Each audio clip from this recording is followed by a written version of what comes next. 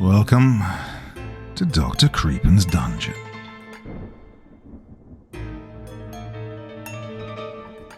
Jungles terrify us because they're places where nature completely overwhelms human control.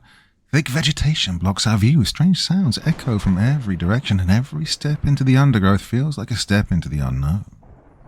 In a jungle, danger can be hidden anywhere, from venomous creatures and unseen predators to the simple risk of becoming hopelessly lost.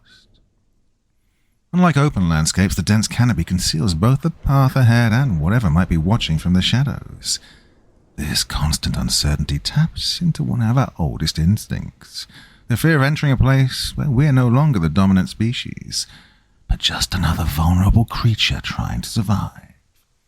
As we shall see in tonight's collection of tales. Now, as ever before we begin, a word of caution. Tonight's stories may contain strong language as well as descriptions of violence and horrific imagery. That sounds like your kind of thing. Well, let's begin. We went to a restricted area in Brazil's forest. We'd been in this company for quite a long time, so we decided to take a vacation. We're a group of 5 friends, actually just 4, but Katie always tagged along. Our group decided to go to Brazil. They say the summer is the best time to visit there. We're all college friends, and we all happen to work in the same company in different positions. Bob, was the first one to join the company. He helped all of us, one way or another, to get a job with him. Daisy, his girlfriend, works with him as a team. I'm Nick. I work in a different department with Katie and Jensen. Our company manufactures bolts for machinery, and we get orders in bulk from multinational companies and some other smaller ones. We'd not taken leave since we joined, so we thought it was high time, and hence we all took leave for a few days. Surprising that all our leaves got approved. Well, anyway, we decided to visit Rio de Janeiro. It was back in the summer of 2014. We all booked a flight, arrived, and then spent the first evening drunk and partying. Well, except for Katie. She went to sleep early. The following morning, we rented a safari jeep and went out strolling into the forest. Spent the entire afternoon looking for all kinds of wild animals. It was about 4 o'clock when we arrived at this strange spot in the middle of the forest. "Where are we?" Bob asked. He was driving. "I don't know," said Daisy. "You're the one driving."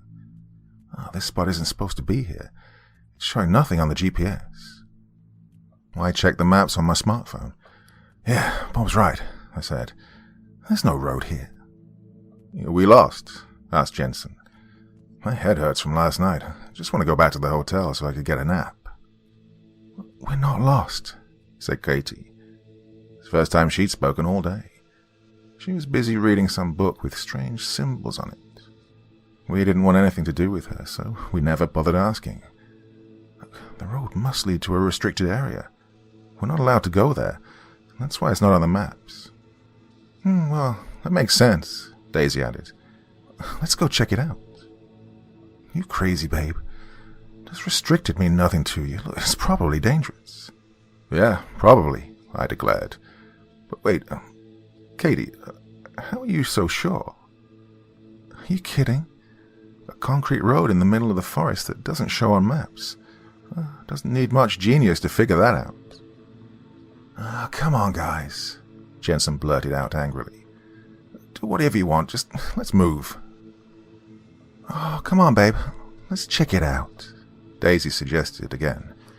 If we run into someone like an official or something, well, we'll say we're lost and head straight back. It'll be an adventure and one hell of a story to tell. Come on, please." All right," Bob said as he drove onward. As we touched the road, we all felt something. I couldn't place my finger on what exactly it was, but I could sense it. There was something strange about that place. As we kept moving forward, we felt as if time had stopped. We drove for at least an hour, but the sun didn't move an inch in the sky. The temperature seemed to have dropped, though. Only after a couple of hours did we realize what was wrong. It was when Daisy screamed. Bob immediately hit the brakes. "What?" he asked. "We're stuck," she said. "I watched the time when we entered this area. It was 4:17, I swear. It's still the same." "Is that why you scream like that?" Jensen asked. He was angry. "God, you're an idiot. Your watch must have stopped." No, she's right," I said, looking at my watch. "It's still 4:17. Jensen wasn't wearing a watch, so he checked his phone. It wasn't working. My stupid phone must have run out of juice," he exclaimed. "Well, mine's not working either," said Bob. "Oh my God!" Daisy was panicked. "What's happening?" "Relax, guys," said Katie. "Maybe I have something here to stop all the digital equipment." "Okay," I thought, and then said, "But why aren't mine and Daisy's watches working? They're not digital." "Yeah, I know, all right, but look, what I'm saying is there's a reason this area is restricted." "Yeah, we should head back," said Bob. "Yeah, let's go," Daisy agreed. That was enough. And so Bob turned the Jeep, and we drove for 2 more hours. When we reached the spot, our watches still showed 4:17. Bob stopped the Jeep at the end of the road. Dense bushes and leaves were covering the entrance. Well, that was strange, because we hadn't encountered them earlier. "Who put those there?" asked Bob. "Those weren't there when we first came." "Those officials must have put them to hide the road. Come, let's just drive through them. Slowly." Bob slowly entered the bushes, and it got dark for a while. We couldn't see, but Bob kept driving. When he came out from the other end, our hearts dropped a beat. It was already dark. We were back on the concrete road, facing the other way. We all panicked together. Bob stopped the Jeep, and nobody spoke for a few minutes. We just kept staring at each other with horror on our faces. Well, all except for Katie. "Oh my God. Oh no. Oh God, what's happening? Shit. What do we do now?" We keep driving. We all looked over at Katie. She was as calm as ever. "What?" Bob barked. "We've been driving for hours." "Listen, do you have any other brighter ideas?" she replied calmly.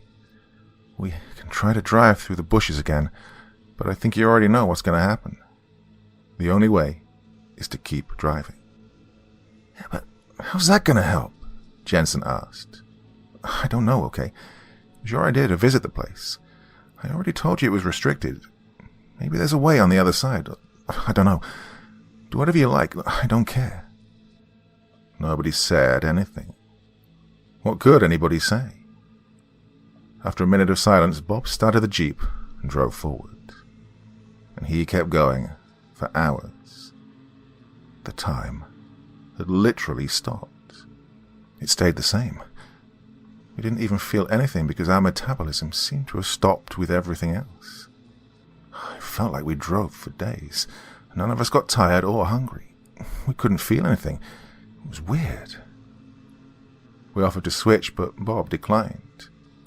He said he didn't even feel like he was driving. It was a straight road, but we couldn't see what was ahead of us. And then, we did. At first, we couldn't tell what it was.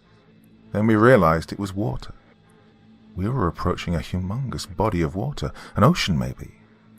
And yes, it was indeed an ocean. And there was something very different about it, something strange. The water was calm, like sand spread out on the floor with no waves. We finally reached the end of the road and stopped at this cliff, looking down above the ocean. We were both relieved and anxious at the same time. "So, what now?" I asked. "Don't know," replied Bob. "Can't go further, can't go back. Guess we're stuck here forever." "Oh, come on," said Daisy. "There must be something we could do." Before anyone else could speak, Katie did. "There is," she said, pointing at something on the ocean. It was a ship. Oh, we'd never been this happy in our entire lives. It approached us, and we started jumping around with excitement. We didn't know then that the excitement wouldn't last. The ship came to a halt, and we all ran towards it. When we finally arrived at the dock, 2 men appeared. They had some peculiar clothing on. Well, we were all happy to see them, well, all except for Katie. "Oh no," she said, but nobody responded to her. It's been decades since I've seen new faces," one of the men said. "Oh, thank God you're here," Bob said. "Yeah, we're stuck," added Daisy. "Can you please help us get back?" The men looked confused for a second. Then one of them whispered something to the other one in his ear. And the second one went, "Oh." They both looked at us for a moment, before one of the men spoke. I don't know how to best tell you, because there's no easy way." "Tell us what?" I asked. "Actually, you're dead," he said. "You all are." Well, we all, once again, panicked. Daisy grabbed Bob's hand. Jensen put his hand on my shoulder, and I put mine on his. Only Katie seemed unnerved by the news. What are you saying?" "There's a place in the forest. Something mythical took place there thousands of years ago, and it almost caused the wall between life and death to break down. You must have crossed the wall by mistake. You're all dead now." "Yeah," the other one said. "And we're here to take you to the other side, your next destination." Daisy started crying, and Bob couldn't do anything to help her. He was in shock himself. I couldn't think properly. Jensen dropped to his knees, crying silently. "Come on, there must be a way," Bob prayed. "We can't die like this." "Yeah, please, do something," I said. Please, this is not..." I couldn't finish. My voice seemed to have been lost. My eyes teared up, and a few drops did slide down my cheeks. "I understand, but I'm sorry. This is beyond us. Our job is to guide you to the other side." Nobody said anything. Nobody could. After a minute, the other man whispered something again to the first one. "There, might be a way," the first one said. We all looked up at him with new hope. "He might be able to drop you back to the world of the living. Yeah, for an hour every day, the two worlds sort of merge together. We call it the hour of the dead. That's when you might be able to cross over." Well, we were about to jump with hope and excitement, but the man interrupted. "Oh, but, there's a cost." "What?" "Yeah, one of you will have to stay with us. Become one of us. That's the only way." Nothing but silence followed. No one knew what to do or say. None of us wanted to stay dead, or worse, become a guide. And that's when it happened. "I'll stay." Well, we all turned back. It was Katie. She'd taken her shoes off, and she sat with her feet buried in the sand. It seemed as if she was enjoying all of this. "I like it here, away from the sufferings of the world. This is exactly how I imagined death would be, painless and beautiful." "Wait, but Katie..." "It's okay," she interrupted me. "It's not like you guys would miss me." And everybody looked guilty, including me. "Yeah," she went on. "I know, I've seen you making eyes at others when I say something. I've heard you whispering to each other about me. I've known this for a while now. I'm not your friend. I'm the weird one." "Katie, it's not true," Daisy said after some time. "You're my childhood friend." "Well, because you had no one else, no other female friends." "Katie, we still can't let you do this," I said. "It's okay," she replied. "I want to. It's my choice." We tried to think of something to say to her, but we couldn't. Then one of the men spoke up. "We should hurry, there's not much time. I think you should let your friend decide for herself. It's her life, it's her choice." We all, one by one, hugged Katie and thanked her for what she was about to do for us. I kissed her and promised her that we would never forget her. And then we climbed on the ship while Katie stayed back. The men asked her to stay, saying they'd come back for her. And then we sailed.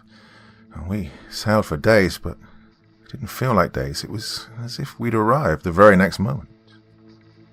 The ship dropped us off at a pier. The moment we hit the world of the living, we felt alive again. Our phones and watches started working again, and we were tired and starving. The first thing we did was hug each other tight. We cried for longer than I could remember. We thanked Katie and headed back home. And now, what I'm about to tell you next shocked us all to the core. When our leave ended, we all went back to work. And the very first thing we saw when we entered our office was Katie. We'd never been so happy and scared at the same time. We ran to hug her and ask her how she'd managed to come back. She didn't remember anything, though. "What are you freaks going on about?" she asked. "Did you guys do drugs on vacation?" "Katie, don't you remember anything?" "Remember what? None of you clowns even asked me to go with you. Why would you? I mean, I'm not your friend. I'm the weird one." "Wait, what are you saying?" I demanded. "You did go with us. You sacrificed yourself to save us. Don't you remember?" Katie gave us all a look. "I don't have time for your stupid pranks. You guys need to sober up. I mean, we have a lot of work to do." And then she walked away, while all we could do was keep staring at each other. Tonight's podcast is sponsored by AG1. Don't deny your age, defy it. Now I have a quick question for you. Do you remember turning 30, 40, 50? What did that feel like? How do you think about looking after your body now compared to how you used to? One thing I've been doing as I slowly got older was to think about these questions. And one thing I've been doing recently is using AG1, a comprehensive and convenient blend of over 70 vitamins, minerals, and other ingredients, including gut-friendly bacteria, antioxidants, high-quality mushrooms, and more. Just one scoop of AG1 once a day contains the nutrients that you and I need to support our mental performance, our energy, our heart health, and our immune system. So, how exactly can we benefit from taking AG1? Well, it supports us in all kinds of ways. From mental performance, AG1 supports sustained focus without a coffee crash, as well as an increase in energy levels. AG1 provides nutrients that make sure energy gets to where you really need it. It also helps our heart health. AG1 helps to support your heart and the formation and maintenance of red blood cells. But what I also like about it is its simplicity, its comprehensiveness, and its convenience. Well, we all know nutrition can be complicated. You're constantly told to take 1,000 different supplements and do 1,000 different things to be the best version of you. Well, AG1 takes away all that worry. Over 70 carefully selected ingredients in one scoop once a day. It really is that simple. And you know what? You can get your money back if you're not entirely happy. Well, we're sure that you'll feel great after taking AG1. I do. In fact, AG1 is so confident that they'll put their money where their mouth is. If you're not 100% satisfied, contact them within 30 days of your first order and you'll get your money back. So, if you want to replace your multivitamin and more, start with AG1. Try AG1 and get a free 1-year supply of vitamin D and 5 free AG1 travel packs with your first subscription. All you need to do is go to drinkag1.com/creepin. That's drinkag1.com/CREEPEN. So, go check it out right now. The Monsters of Belize. This is the official incident report for the events occurring on March 17th, during the Belize ziplining shore excursion submitted by Thomas Strickland. The aforementioned excursion is currently fully endorsed by the cruise line. Itinerary for it states that passengers may begin to disembark from the ship at 7:30 a.m. to convene with their tour group and guide in the port plaza by no later than 8:15 a.m. From there, passengers travel via bus for approximately 1.5 hours, deep into the jungle for a day of ziplining through the canopy of foliage, ending at 2 p.m. to allot time to return to port and reboard the ship's departure time of 4 p.m. However, on March 17th, the tour group for this activity, in its entirety, failed to return from the excursion by the specified departure time. As a result, I was dispatched to investigate the disappearances, recover the missing passengers, and assist with boarding the next ship that would be by in 2 days' time. Typically, a tour group failing to return is caused by human error, such as a guide losing track of time or neglecting to align their watch to the correct time zone. I departed from the ship and decided to remain in the port plaza for a while to wait and see in case there was simply a misunderstanding on the hour, as there seemed to be no sense in driving the long distance to the zip-lining station if the tour group was merely running behind schedule. Watching the ship sail out of the port and disappear from sight, I prepared myself to be berated by angry passengers who undoubtedly would be outraged the ship had left without them, with all their belongings on board. It would be non-stop apologizing on behalf of the cruise line once the passengers arrived, yelling and screaming directed at me as if I were to blame, as I cordially and vehemently apologized until the next ship came to the rescue. I grabbed a drink from a bar in the port and tried to call the tour guide's satellite phone for the 5th time. Yet again, there was no answer. This was peculiar, as it's protocol for tour guides to always answer their phones. I speculated that perhaps their phone had been damaged or lost during the excursion. If it was their only means of tracking time, it could also explain the late return. I continued to wait at the bar until 5 p.m. local time. There was still no sign of the tour group. Sighing, I called for a ride, dreading that I would have to venture into the bug-infested jungle to look into the matter further. The majority of the ride to the station doesn't pertain to my investigation. I did note at the time that the closer we drew to the outpost, the denser the jungle foliage became. I watched the scenery fly past my window as vast, golden straw fields spanning until the world curved out of sight and began to grow small, fan-leaf plants that slowly stretched towards the sky and became so compacted that daylight barely shone between them. The turn off the main road to begin the drive down the bumpy, unmaintained road of the station was covered in jungle canopy. It was as if someone had once carved a tunnel through the trees and vines that intertwined with one another into a mass of verdure for the road. An occasional rogue branch would forcibly brush the side of the car, jolting me from my daydream. It was noticeably darker on the dirt road, as sunlight was mostly obscured by the thick vegetation. We arrived at the barren station, and I immediately exited the cab to stretch my legs. The ride hadn't been terribly unpleasant, only long and quiet, as my driver didn't speak much English. My driver also exited the vehicle, surveying the deserted station with trepidation. He said something in his native tongue, which I didn't understand, but I felt the sentiment it conveyed. What had happened here? There were no staff members, tourists, or the slightest signs of life nearby. The station appeared to be completely abandoned. "Hello?" I yelled, to which there was no response.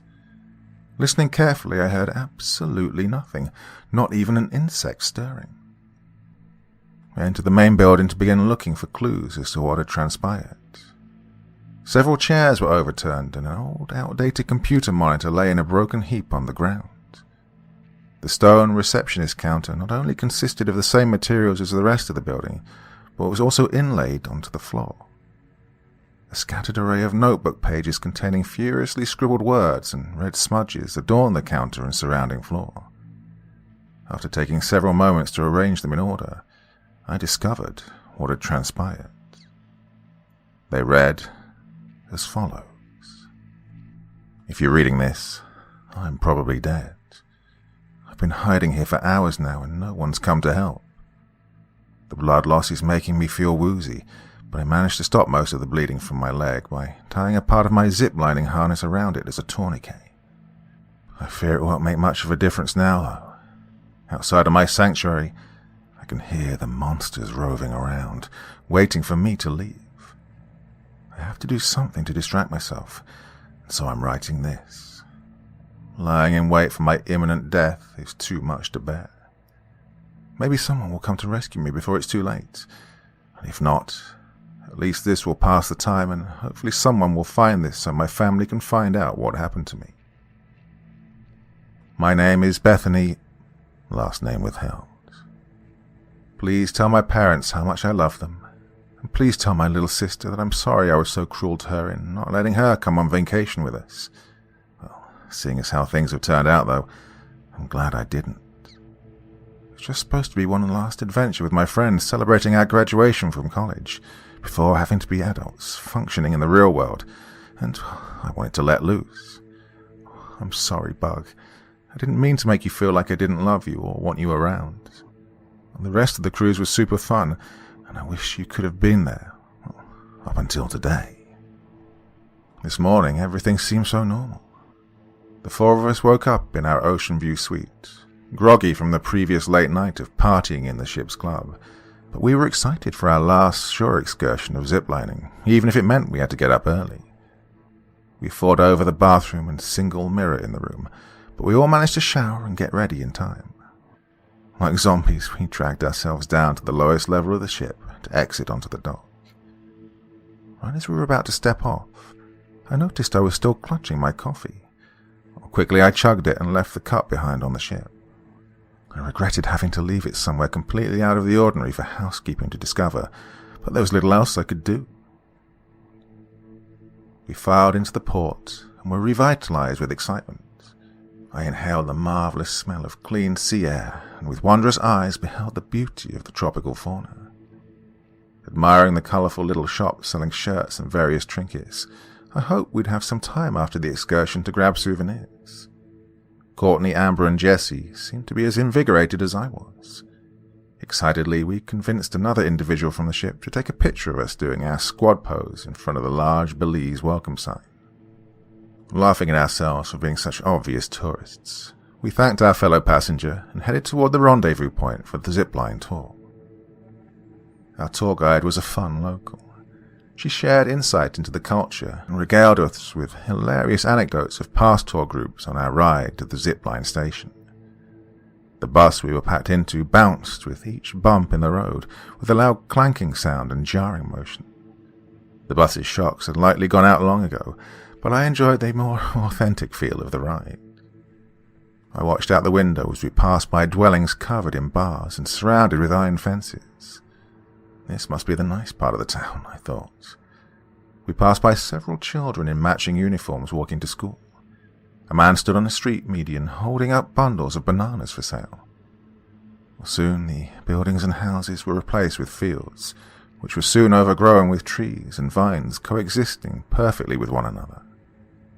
I think we're getting close, Amber said with sparkling eyes. This is gonna be awesome, Courtney chimed from the seat behind Amber and me. Beth, take a pic, Jessie insisted, passing her phone up to me. I squeezed closer to Amber and held my arm as high as I could in order to get everyone in the photo. I turned the phone around to see what I'd taken.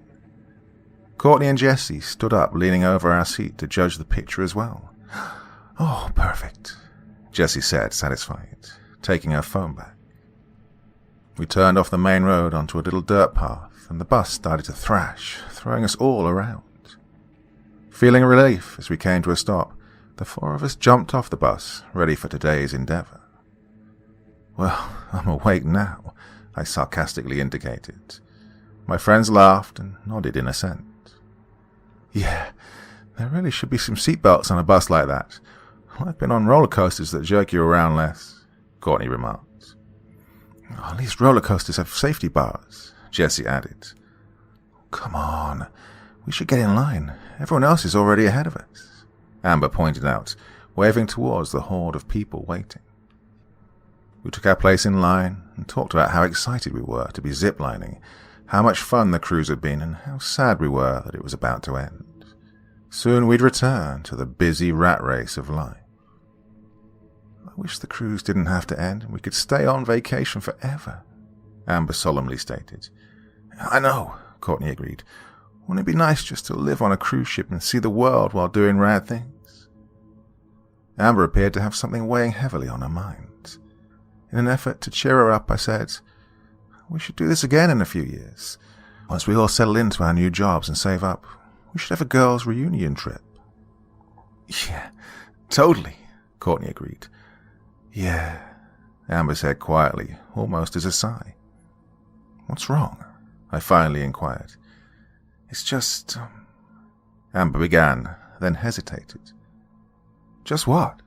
Jessie asked in concern. It's just that you're moving to Seattle, and Courtney's taking that job in New York.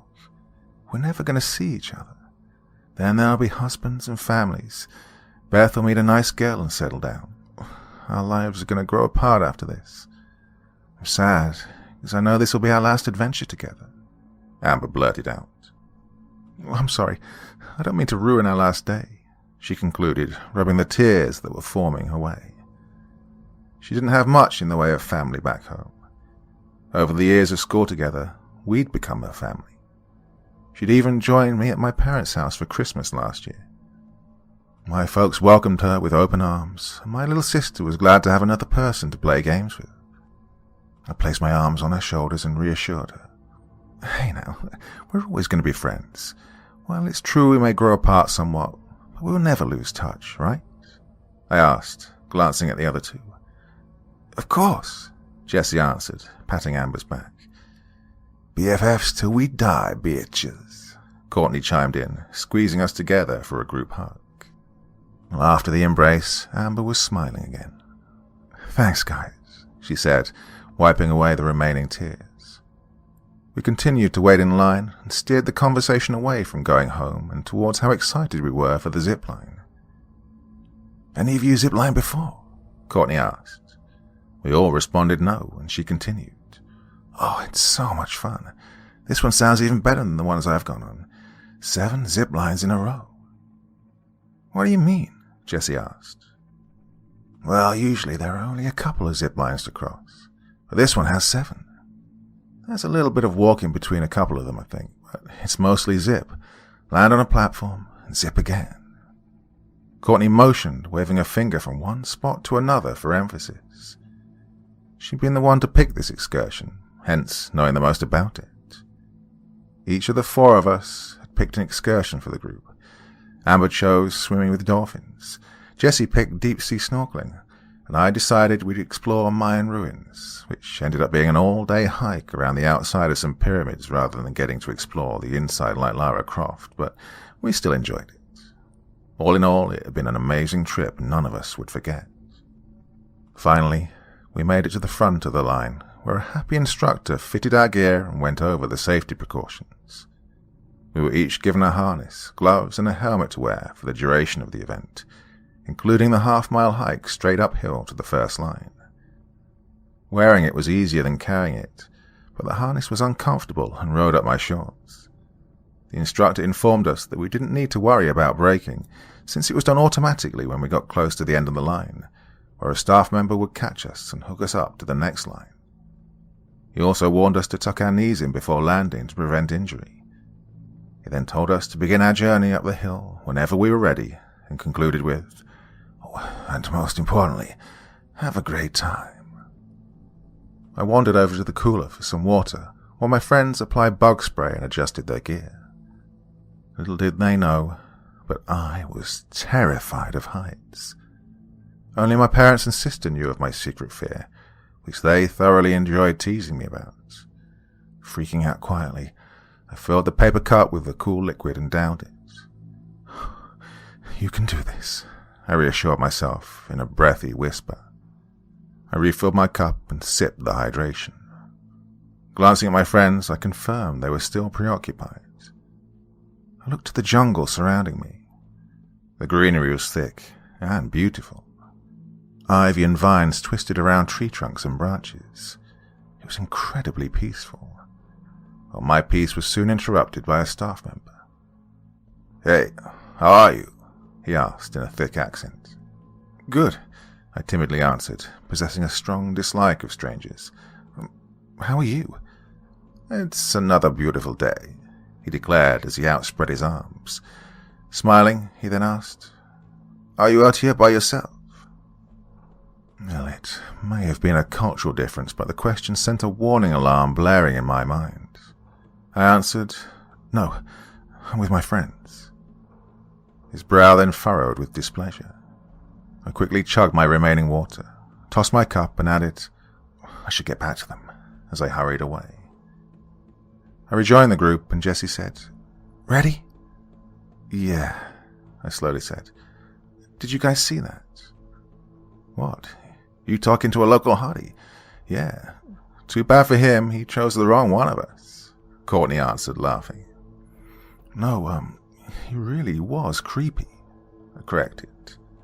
Oh, look, just because a guy's hitting on you doesn't mean he's a creep, Lesbo, Courtney fired back, still laughing at her own antics. I glanced over and he remained by the water cooler, staring at me in the same way. I suppose a hungry wolf eyes a tasty sheep. Deciding the quickest way out of the situation was to drop the matter, I said, Yeah, let's go. Leading the way up the steep incline, my harness chafed the inside of my thighs. I sincerely regretted not wearing longer shorts or pants like Jessie had, but it was so hot and humid, and it never occurred to me that it could be problematic. Soon the first platform came within view. A staff member sent the last person in front of us off, and they screamed in terror across the line. I then realized I shouldn't be the first of us to go. So, Courtney, you're going to show us how it's done, right, Ms. Pro Zipliner? I teased. Duh, she answered, passing me at the base of the few stairs to mount the platform. Trying to be as subtle as possible, I hesitated, motioning for the other two to pass me as well.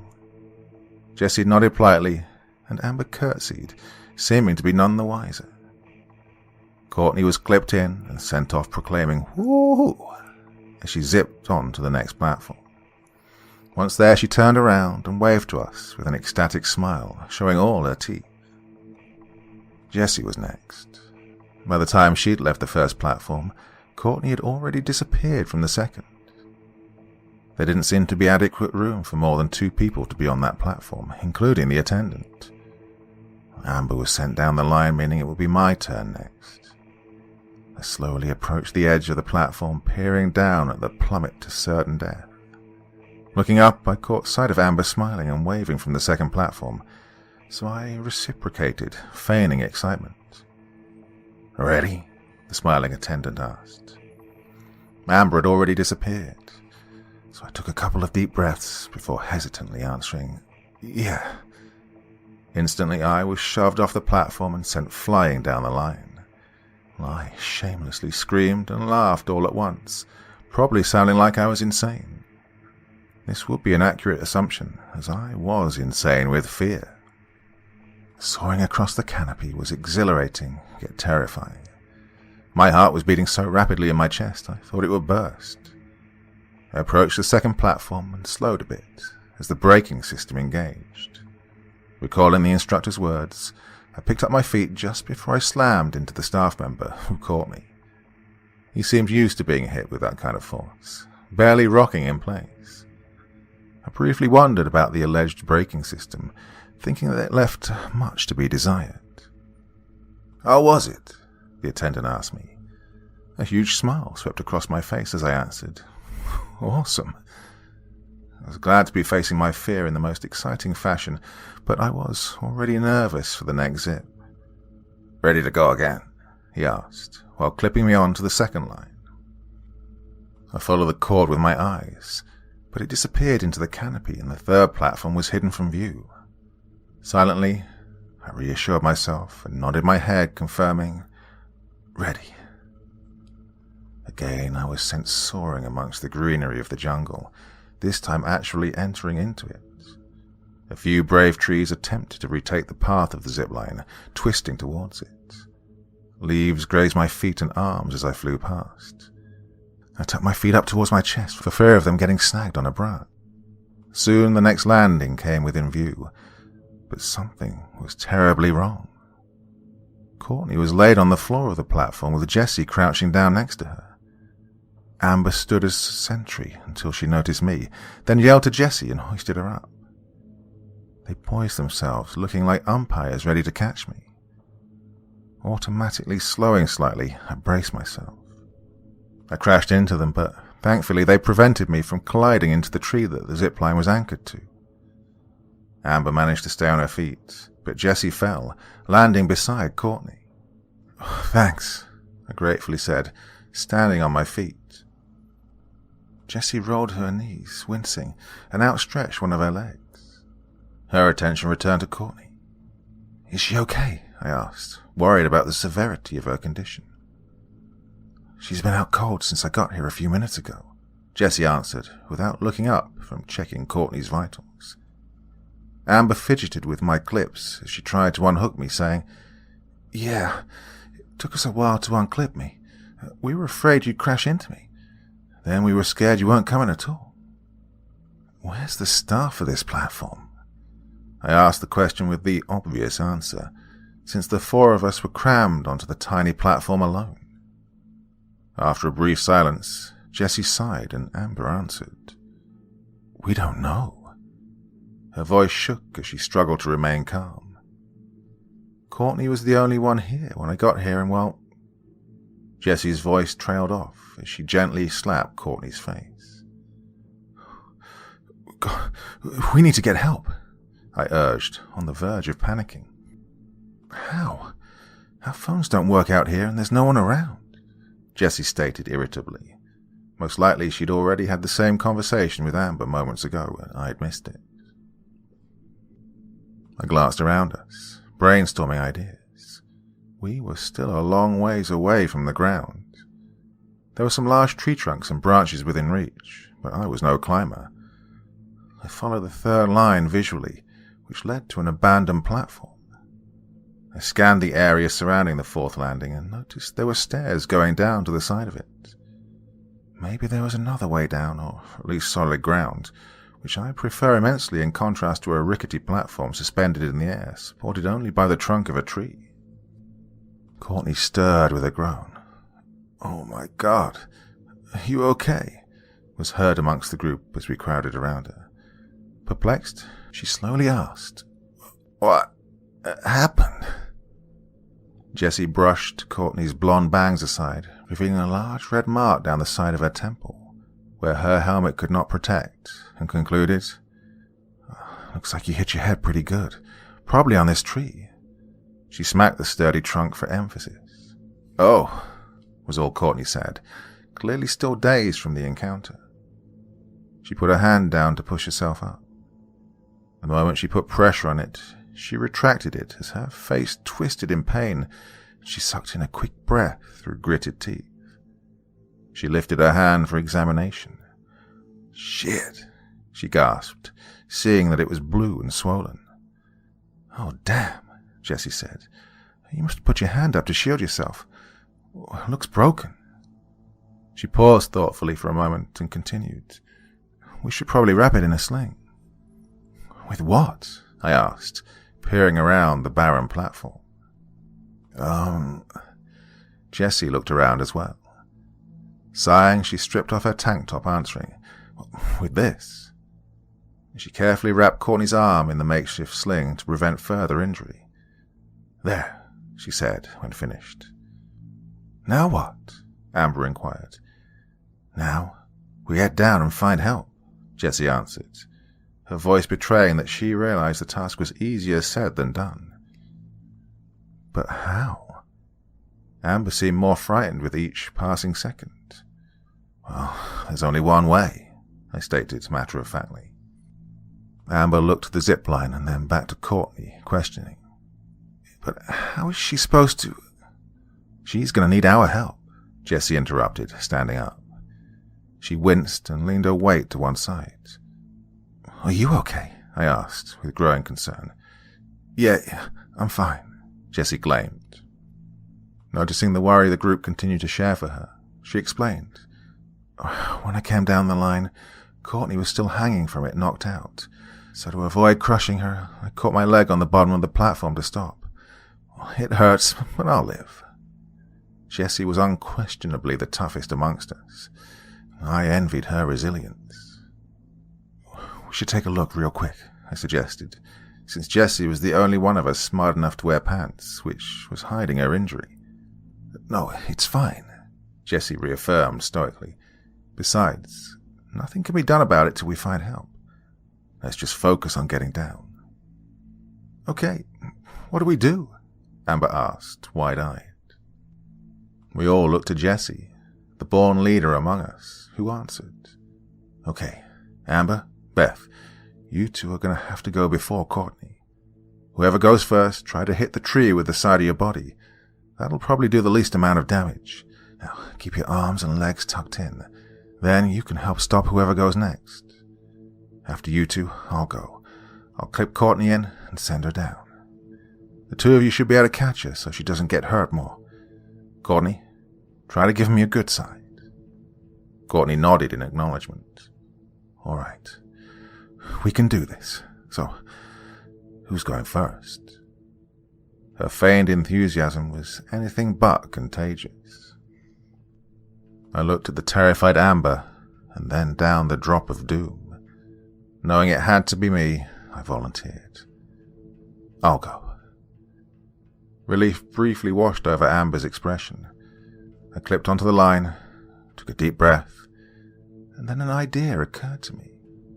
Without another thought or word, I grabbed onto the line with my gloved hands and swung my legs up. No, wait, someone yelled, but it was too late. I'd already begun to slide myself on my legs, pushing hand over hand. The sharp cord sliced through my calf like it was butter, and I released my grip entirely, sending me whizzing along the line, bleeding all the way. I approached the fourth platform and held my breath, tensing my entire body for the impact. As I slowed slightly, I twisted my body sideways and collided into the tree. The violent contact sent a crack up my spine, but other than a good bruise and a slashed calf, I was fine. I unclipped myself before standing and fell onto the unforgiving wooden floor. Are you okay? One of my friends yelled to me. I wheezed for a moment, trying to regain breath, which apparently had been knocked out of me. Sitting up, I raised a thumb to signal that I was all right, or at least alive. Slowly I got to my feet and leaned against the tree, ignoring the warm blood trailing down my leg. Barely audible murmurings could be heard from the previous platform. Come on, Amber, I got you, I yelled. I could feel the heightened concern emanating from the third landing, but out of ulterior options, Amber was convinced to clip on and jump. She speedily zipped towards me. Once she was close enough for the brakes to attempt to slow her, I could see she had her eyes tightly sealed shut. Well, I endeavored to catch her like an oversized football, but more like a bowling ball, she knocked me on my ass. My head dangled over the edge of the terrace, and I thanked whatever deity was watching over me. Amber appeared completely unscathed. She quickly unclipped herself and helped me up. Oh shit, Beth, your leg. I'll be fine, I insisted, refusing to see it for myself. There was no time to argue, so Amber dropped the matter. We poised ourselves, ready to catch Courtney. When she hit the brake, she turned left to protect her injured right wrist, heeding Jessie's advice. Together, Amber and I caught her without incident. Courtney took a step down towards the stairs to give us room. Faint rustling came from the jungle beyond. I dismissed it as unimportant and prepared for Jessie's descent. Successfully, we also caught her without further injuries. Once Jessie had unclipped, Amber asked, her green eyes wide with fright, "What's next?" Well, the fastest way down would be the zip lines, Jessie sighed. What about the stairs? I interjected hopefully. The stairs just go to the next zip line, Courtney answered, staring into the jungle as the sounds of rustling grew louder. I don't know how many more I can take. We're not even halfway done, I pleaded. It'll be easier than walking back, Jessie insisted. Guys? Courtney tried getting our attention. We can't be that far away, I protested.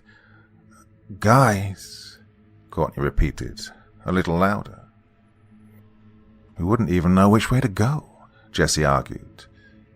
Amber remained silent, like the youngest sister who knew better than to get involved in the elder siblings' quarrel. Guys, Courtney yelled. What? Jessie and I asked simultaneously. "Do you hear that?" Courtney asked. Her face was pale from dismay. We quietly listened as the sounds of leaves and twigs crushing under the weight of something approached. Dread blanketed us all like snow covering a mountaintop. Then a low growl erupted from the thicket, and we knew it was time to go. We followed the stairs down and around to the next zip line as fast as we could in our collectively injured state. Each step of my right foot produced a tinge of pain and a disconcerted sloshing sound as a result of the blood pooling in my boot. The sickening feeling of it squishing between my toes made me want to vomit. I forcibly pushed the thought aside and kept my eyes trained on my destination. Amber arrived at the line first, and before I could protest, she clipped on and jumped. She disappeared into the canopy, which obfuscated the next landing. The growling grew louder, and a surge of adrenaline overtook me. I clipped on and jumped, hoping Amber had had enough time to get out of the way. I barreled down the line. The next platform came into view, and I caught sight of Amber struggling with her clip. The brakes engaged just as she managed to unclip and fell to the floor. I twisted sideways and slammed into the tree, at the last second also catching a glimpse of Courtney en route. Amber jumped to her feet and reached for my clip. "Catch Courtney!" I redirected. I was unable to detach from the line in time. Courtney and Amber smashed me into the tree. Amber did soften the blow somewhat, but the frail girl wasn't able to stop her by herself. I finally unclipped, standing to my feet. Attentively, I watched the line for Jessie as Amber assisted Courtney. A minute passed, and there was no sign of Jessie. As we waited impatiently, Courtney started to cry. I screamed Jessie's name across the jungle, but there was no reply. Courtney sobbed louder. Amber wrapped a comforting arm around her, seeming to be mostly in a state of shock, blankly staring at the empty zipline. I screamed her name again and again, to the point I thought my throat would bleed from the exertion. Only silence replied to my pleas. I fell to my knees and unabashedly cried my eyes out. Amber and Courtney joined me on the floor. The three of us huddled together on the wooden planks and mourned our friend, who'd always been there for us. Jessie consistently had a shoulder to cry on, was the one to hold our hair back in the bathroom when we drank too much at parties, and always knew what to say to cheer us up when life was tumultuous. She was like an older sister looking out for us, and we all loved her dearly. My heart ached. The loss was unbearable. We remained that way, crying and holding each other, until we once again heard the barely audible rustling. "We've got to move," I scarcely managed between sobs. Courtney shook her head and buried her face in my shoulder. "Amber, you're going to have to catch Courtney again, okay?" I gingerly asked. She sniffled and nodded in response. Amber clearly understood the urgency of our predicament. She stood, clearing her eyes of the myriad of tears. She clipped and jumped, almost in one fluid motion. I forced the still bawling Courtney to her feet and clipped her in, shoving her without warning as the familiar growling ensued. My cheeks were soaked in tears, but I was too emotionally numb to care. I clipped onto the line and peeked behind me at a mouth full of fangs and razor-sharp claws, reaching for me as I jumped, narrowly escaping the gruesome fate that one of my best friends had just succumbed to. Worse yet, it was my fault. I had to be so damn argumentative. If I'd only trusted her instincts, which had proven time and again to be spot on, and headed to the next zip line, she'd still be alive. The bogus braking system, which left much to be desired, barely slowed me down before I crashed into Amber, who thankfully saved me from the tree. She sucked air in through clenched teeth as she clutched her shoulder with her opposite arm. As I detached myself like a professional, I asked, "What's wrong?" She tried unsuccessfully to force a smile and answered, "I'm fine, My shoulders hurts a little, and my arm's kind of numb. I think I hit it pretty hard this time and something popped. Her left arm hung limply at her side. Instantly I knew, and I think even she knew, that it was dislocated. Asking myself, WWJD, what would Jessie do? I stripped off my tank top and made her a sling like Courtney's. Just to be safe, you probably shouldn't move it. Look, we're almost back to the base, where someone can take a look at it, I said with a reassuring smile. I paused to contemplate our next move, as all three of us were now injured. What would Jessie do? I thought, feeling lost without her leadership. I could feel the blood drying and caking on my leg, and took that as a good sign, but I still refused to examine it. Amber was right-handed, and her left was the useless one, so she could help Courtney, who'd broken her good hand, and also clip herself onto the line. Well, I'd have to go first and catch them, since both my arms were fine. Knowing the plan, I shared. All right, so I'll go first. Amber, help Courtney. I'll catch her, then you. Make sure you spin to your good sides, okay? They both understood and agreed, so I took off down to the next platform.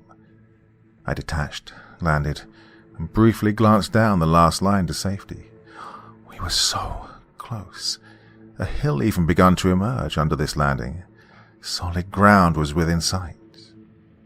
The hill wasn't necessarily close enough to jump to, and was steep enough to warrant tripping and rolling down, even if we could. Unfortunately, the zip line was still the safest option.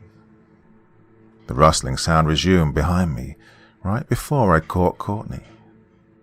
This thing was fast and intelligent. Not only had it kept up with us, but it had followed me to the landing we all had to pass through. Could there be more than one? Come on, I urged Amber to hurry. I caught her as well, then clipped and jumped without a second thought. One last tree was on my collision course. To save my left side, which was undoubtedly bruised beyond recognition at this point, I turned to use my right, completely forgetting about my gashed calf until I felt the impact force blood to gush from my wound down my leg like the water of Niagara Falls. I detached and turned to face my friends. Amber was clearly panicking and therefore struggling with Courtney's clip. She glanced behind her and shoved Courtney from the landing as a brownish blur tackled her out of sight. I could still hear Amber's screams mixed with Courtney's as she plunged to the hill below and tumbled down. In her panic, Amber had failed to secure Courtney's clip. I ran towards my rolling friend, but I froze as the terrifying monster that had been stalking us leapt in front of me, snarling. Courtney came to a halt and lay motionless. To my everlasting shame, I slowly backed away. The creature lowered its head, releasing a shrill scream, and I knew it was about to pounce. I bolted, running faster than I knew was possible, oblivious to the bloodletting from my open wound.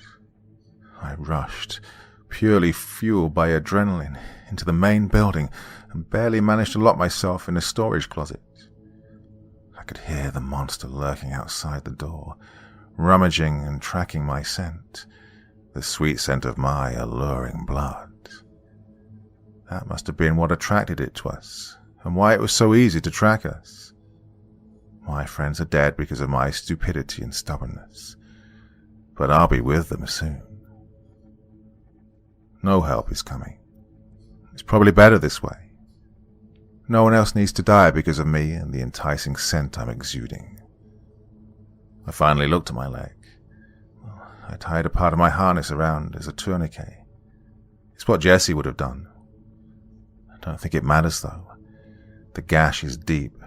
It goes all the way to the bone. Who knew it doesn't hurt anymore? Nothing hurts anymore, except my heart. I'm so tired, but I have to leave these pages where someone will find them. Please, tell my family I love them, and tell them I'm not afraid of heights anymore, but I am mortified of pumas. And the notes end here. I shuddered as my satellite phone vibrated in my pocket. Answering it, it was explained to me that the attendant on the fourth landing watched as a puma, also known as a mountain lion, attacked the staff member on the third platform, where the second line ended. He fled via the zip line, informing the other attendants on his way down. Well, they all panicked and fled in the same fashion to the base of the station.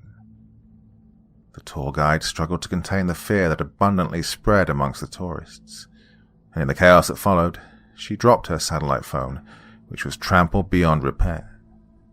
She managed to usher everyone back to the bus, and they fled to the city to inform the authorities and contact the cruise line in that order. All but 4 guests seemed to be accounted for. Ending the call, I looked around the interior of the main building in which I was standing. I noticed a trail of bloody footsteps leading behind the counter where I'd found the notebook pages. I followed the trail to a sealed door. I tried to open it, but it was locked. Pounding on the door, I called Beth's name, but there was no answer. After several attempts of ramming the door with my shoulder, I succeeded in breaking it down, revealing a storage closet that was barren except for a pool of blood and the remnants of a tattered notebook. I checked around the station for the missing passengers, but found nothing else of note. I returned to the city to assist the remaining passengers, who I had lost empathy for due to my discoveries earlier. After asking several locals, it appears that the heavy deforestation in the area has eliminated much of the puma's natural prey and led to an increase of puma attacks on people, especially in the vicinity of the zipline station. In my professional opinion, this excursion should be removed from the endorsed excursions list. I'm also requesting a leave of absence to visit the family of Bethany to inform them of her last wishes.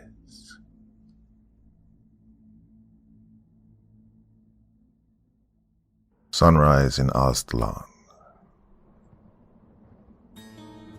Marisol squinted and raised her hand to protect her eyes as the doors to the enclosed trailer rig opened and midday sunlight spilled into the dark interior of the space. They'd been riding for over 18 hours, and she and the other women were hot, tired, thirsty, and hungry. There was an ice chest with bottled water containers just outside the truck box. She assisted several of the other girls as they climbed out to take a look at the new den of horrors that surely awaited them. Many of the women were barely sane after the months or years they'd been used as sex slaves, transported at irregular intervals, sold or traded among various criminal enterprises. Marisol had been at it for 3 years, as best she could tell. Her uncle had sold her to a broker, and she'd been told that she'd go to the USA and live with a family while she completed school, and would have a promising career waiting for her. To a 14-year-old with a sketchy education who'd lived a hand-to-mouth existence, anything that amounted to regular food, clothing, and shelter sounded good. And as soon as the broker turned her over to the transporter, the horror began. After days of terror, misery, and pain, as he and his thugs abused her, her mind teetered on the edge of insanity, but she chose to fight back, at least in her soul. Her determination and native wit had allowed her to survive the heinous acts committed upon her body over the last few years. She was taught how to be a proper hostess, and how to please customers, and constantly promised that the money she'd made from them would one day purchase her freedom. She'd realized early on that it was a lie. Yet a few days passed. Her boyfriend, the manager of the cantina where she was forced to ply her trade, told her that she'd finally earned enough. She'd be set free after one last transport and set up with a group of other women to be trained in job skills. Here she was, confused and in strange company. None of the women in the trailer really knew one another. Now a few older women in cotton shifts with tasteful embroidery at the neck and hems shepherded the new arrivals into a plain building, back out of the sun into a cool interior.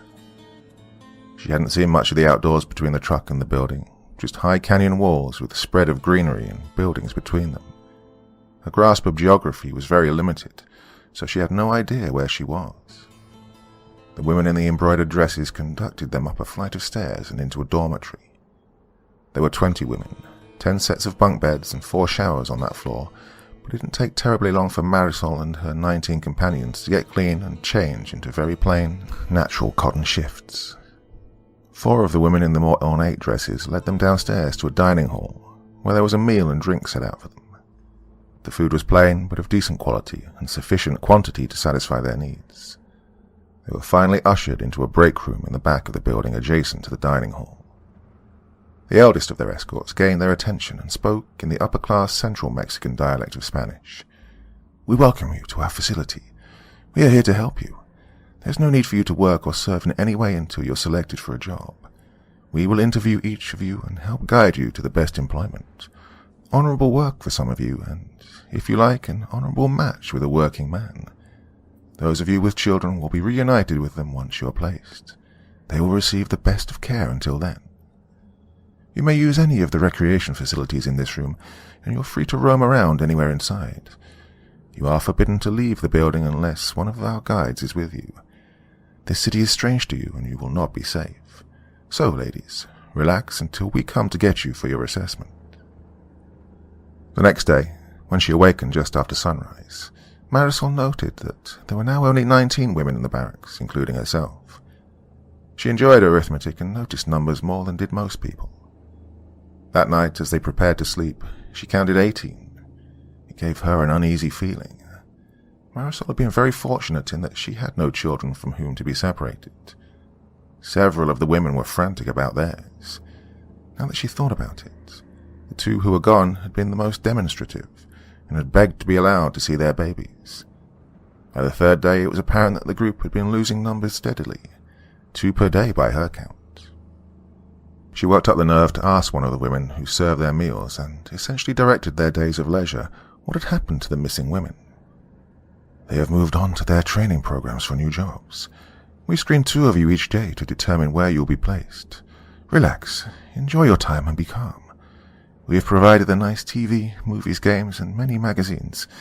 You are now past all of the grief and sorrows and will be soon free to make your own life." Well, the words may have been intended to sound comforting, but the woman delivered them as wrote, coldly and efficiently, as she'd clearly done countless times before she had broken them to Marisol.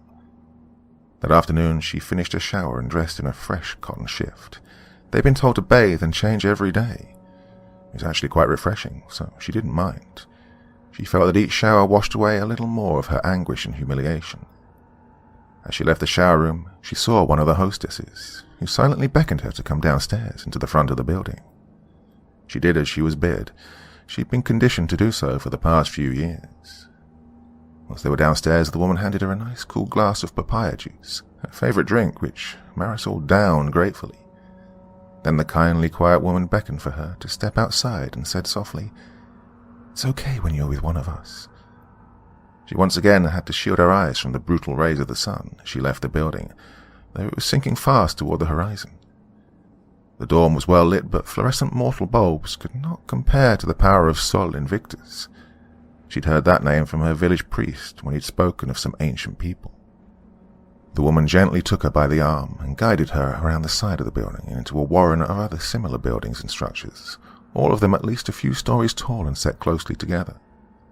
Marisol remained docile and complied with the older woman's instructions, as her wits dulled and she slipped into a compliant frame of mind.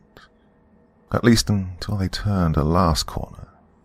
She did not balk at continuing, she rather stopped in shock at what lay before her now, sunlight-adjusted eyes and foggy brain. It was a pyramid, with its lower levels built out from the back wall of the box canyon. A step pyramid with 4 wide levels at exact intervals as the structure rose. At the end of the last passageway between the buildings, they met with a man who escorted another male in simple cotton clothing. The escorts placed Marisol to one side and the wiry young male beside her, and silently indicated that they should walk together toward the pyramid. As they left the final set of buildings and entered the plaza, a man and a woman, each in bright, pre-Columbian native costume, took over the escort duties. The pair of escorts remained absolutely silent as they flanked Marisol and her equally glassy-eyed companion and guided them straight ahead to the foot of the enormous structure. A pair of new escorts awaited and turned to flank her and her companion as the initial 2 escorts fell behind and took over the vigil at the foot of the structure. At the next major step, where the pyramid broadened, another couple awaited. Each was more elaborately festooned with feathers, shells, beads, and metallic decorations, and took over the front position as the previous pair took over their levels, until they reached the foot of the last platform and stood before the stairs that mounted to the apex. They began the final ascent, and she saw that at the top awaited a large, dull block of black stone. On the other side of the altar stood a man. Well, she wasn't sure at first. His costume was so elaborate that it hid his body, and a mask obscured his features. A mask at once ferocious and beautiful. She'd seen the image before, in one of the magazines in the barracks. She hadn't been able to read much of the article that went with it, but this image had graced the cover. One of the other women had told her that it was an image of an ancient Aztec sun and war god, Huitzilopochtli. She stared in awe at the face before her. She'd been feeling strangely calm and detached since she'd finished the papaya juice. She looked on in fascination at the sights below her. A throng of people had silently gathered at the base of the pyramid. They began to chant and then to dance in a slow, rhythmic manner, each one bedecked in bright costume. It was beautiful, with a myriad of colors that swirled and sparkled and further bedazzled her inhibited senses. People were located all around what she now recognized as a central plaza, among a labyrinth of structures carved into the canyon walls or built separately from stone and mud brick. From various points in and around the plaza, musicians joined in the music and drummers pounded out a cacophony. The couple who'd led her up to the last flight of stairs to the altar gently guided her to sit, and then lay back supine upon the basalt stone. They guided the young male to lie beside her, but with his head in the opposite direction. They then took positions at either end of the block. Marisol looked on in fascination as the music rose to a crescendo, and the man in the exquisite mask stepped up to her and her companion on the altar and forcefully sang what was clearly a prayer. He had a beautifully gleaming knife that was made of what looked to her like black glass. Obsidian, she recalled the name from her childhood, that priest who taught her and the other children the little that they knew of the world. Yes, the napstone glittered lovely and bright in the waning sunlight. Kelly's wizened receptionist ushered in the large woman who carried a company-issued go bag. No company name or logo, just plain shades of grey gear, like an old black and white movie. Defense Management and Technology Solutions Incorporated needed no logos, no brands. He would later find that he was truly past being branded, as any mention or image of him, and there had been many, had been wiped from the internet. It was the first time in a few years that he'd been free of stigma, free to just live as a normal person, well, within reason, of course. I work for a super cool international corporation with ties to intelligence communities from all over the world, he thought, as he passed into the manager's office. Kelly was seated at her desk, and two men were seated with her. There was an empty chair dead center in front of her desk, obviously intended for him. Bjorn, right on time. Kelly greeted the latest member of the DMT Solutions field agent team to begin on-the-job/field training.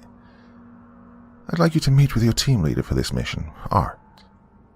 The burly, dark-hued man who was seated next to her desk stood and shook hands. This other gentleman is your mentor, Silvio. Silvio stood. He was a hair under 6 feet, lean and wiry, a vulpine predator. His grip was like steel, though he didn't try any macho BS. He was just strong. Bjorn took his chair and assumed an alert, listening posture. Art and Silvio led their newest team member down to the first level of the corporate office. We'll meet the rest of the team and brief everyone. Braun, you are in training, but you're expected to carry your weight. You should fully participate in the briefing. You heard it firsthand, same as we did. That said, it'd be best to remain silent unless you notice something we forgot, or you have a question or a point to make. Silvio is your mentor, and he'll frog you on the leg or slap you on the back of the head if you start to say something stupid. He winked as he said the last. Silvio grinned up at his young apprentice, a strapping young man with a well-groomed short beard and longish wild hair. He had to look up slightly since the cub was around 6'6". Don't worry, Orsetto. I won't hit you hard. He laughed in a friendly way, and Bjorn was satisfied he'd properly identified the hint of an accent as Italian. Bjorn remained silent rather than speak, and be confirmed an inexperienced fool. Well, he was hardly loquacious in any case, but he'd worked hard to be good-natured or at least project a non-threatening image, to set aside silly comments that had earlier in his life caused him to become angry and to put him at risk for an episode. He looked down at his mentor/field trainer and gave a brief nod. Thanks. Oh, you're going to have to learn to talk and be friendly on this assignment, Cub. Can't have you looking grim all the time. Bjorn gave his broadest, most friendly grin. Better, declared Sylvia, as they reached their destination, room 342. Only a little frightening. Inside was a circular table around which sat 4 other figures. Art, the team leader, entered first, and in his booming voice that matched his burly frame, proclaimed, New meat. Get up and greet Bjorn, the bear cub.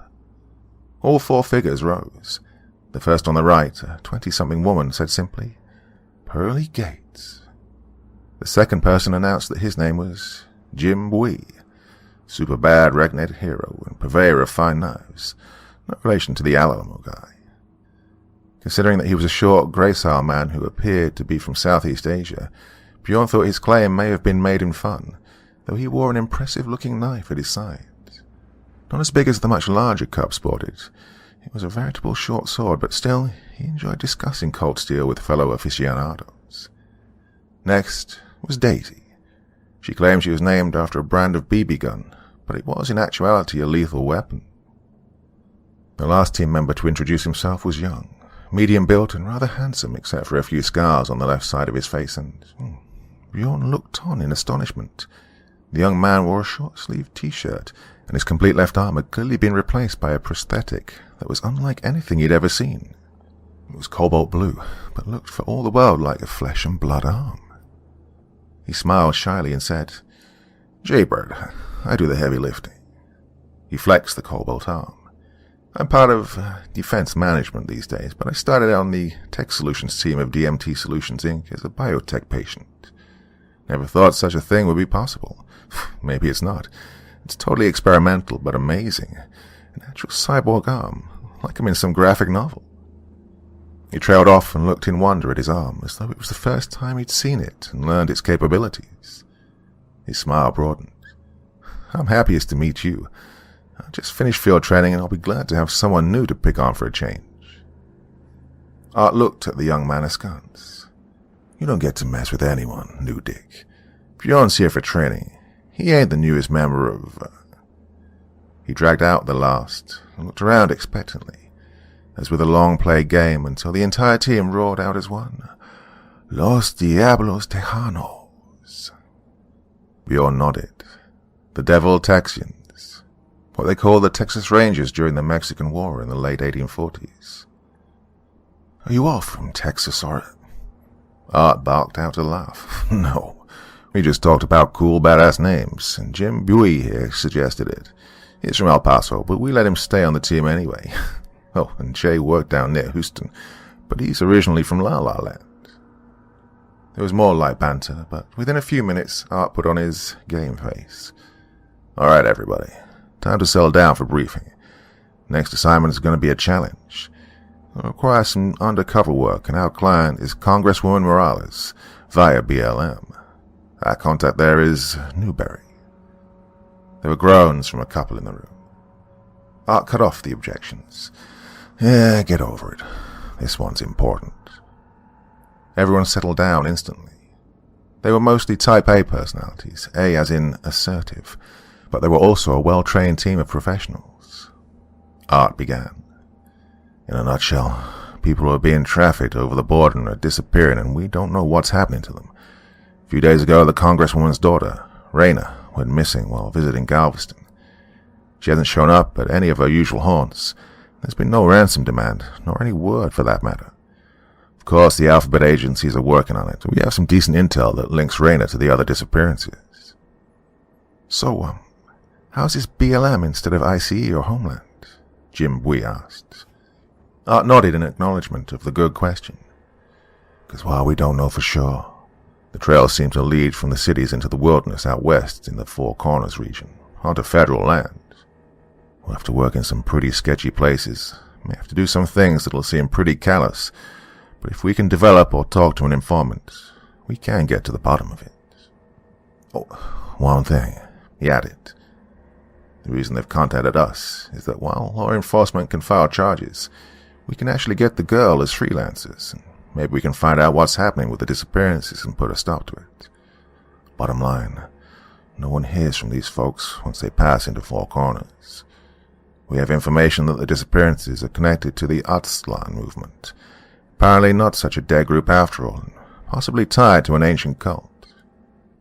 He raised a hand. Oh, and before you ask, I'd consider at least one of those to be rumor and the other speculation. However, we've all seen people do some weird stuff, and since weird is what we do. From there, he gave out assignments, and the briefing began in earnest. Shortly before they landed in Houston, Pearly Gates, seated next to Bjorn, asked, "You speak any Spanish?" "Hablo poquito. Comprende más," Bjorn rumbled. Something about Pearly Gates put him off a little. A seething quality, as if she was always on edge. Then it hit him, like I was before my initial training with Brain. Wonder if she has, episodes. He wasn't about to ask at this juncture. They made the flight in relative silence, and he was a little surprised when she'd asked him the question. She nodded at his response. "Good, we all speak some. Daisy has it as a first language, and it'll be useful on this mission. I'm fluent, so I'm your instructor when we're not doing other work. Silvio's pretty fluent, but he thinks in Italian when he tries to think in Spanish. Comes out weird sometimes." After Art, Sylvia's next senior on the team, then me. Now, as you know, DMT Solutions is a meritocracy. Time on and the experience that come with it are valued, but above all, performance is the metric that's most valued. The landing process was smooth, easy in a company aircraft to get past any security measures. They picked up vehicles and heavy gear and made their way to their assigned company house. Each had his or her own room in a reasonably nice neighborhood.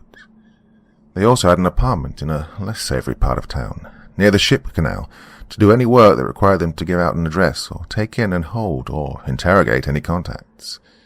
A neighborhood where no one responded to or called authorities about screams or other loud noises. They met in the dining room and shared a meal, in their first on-site planning meeting. Silvio and Bjorn would work the first attempt at renting, leasing, or buying girls.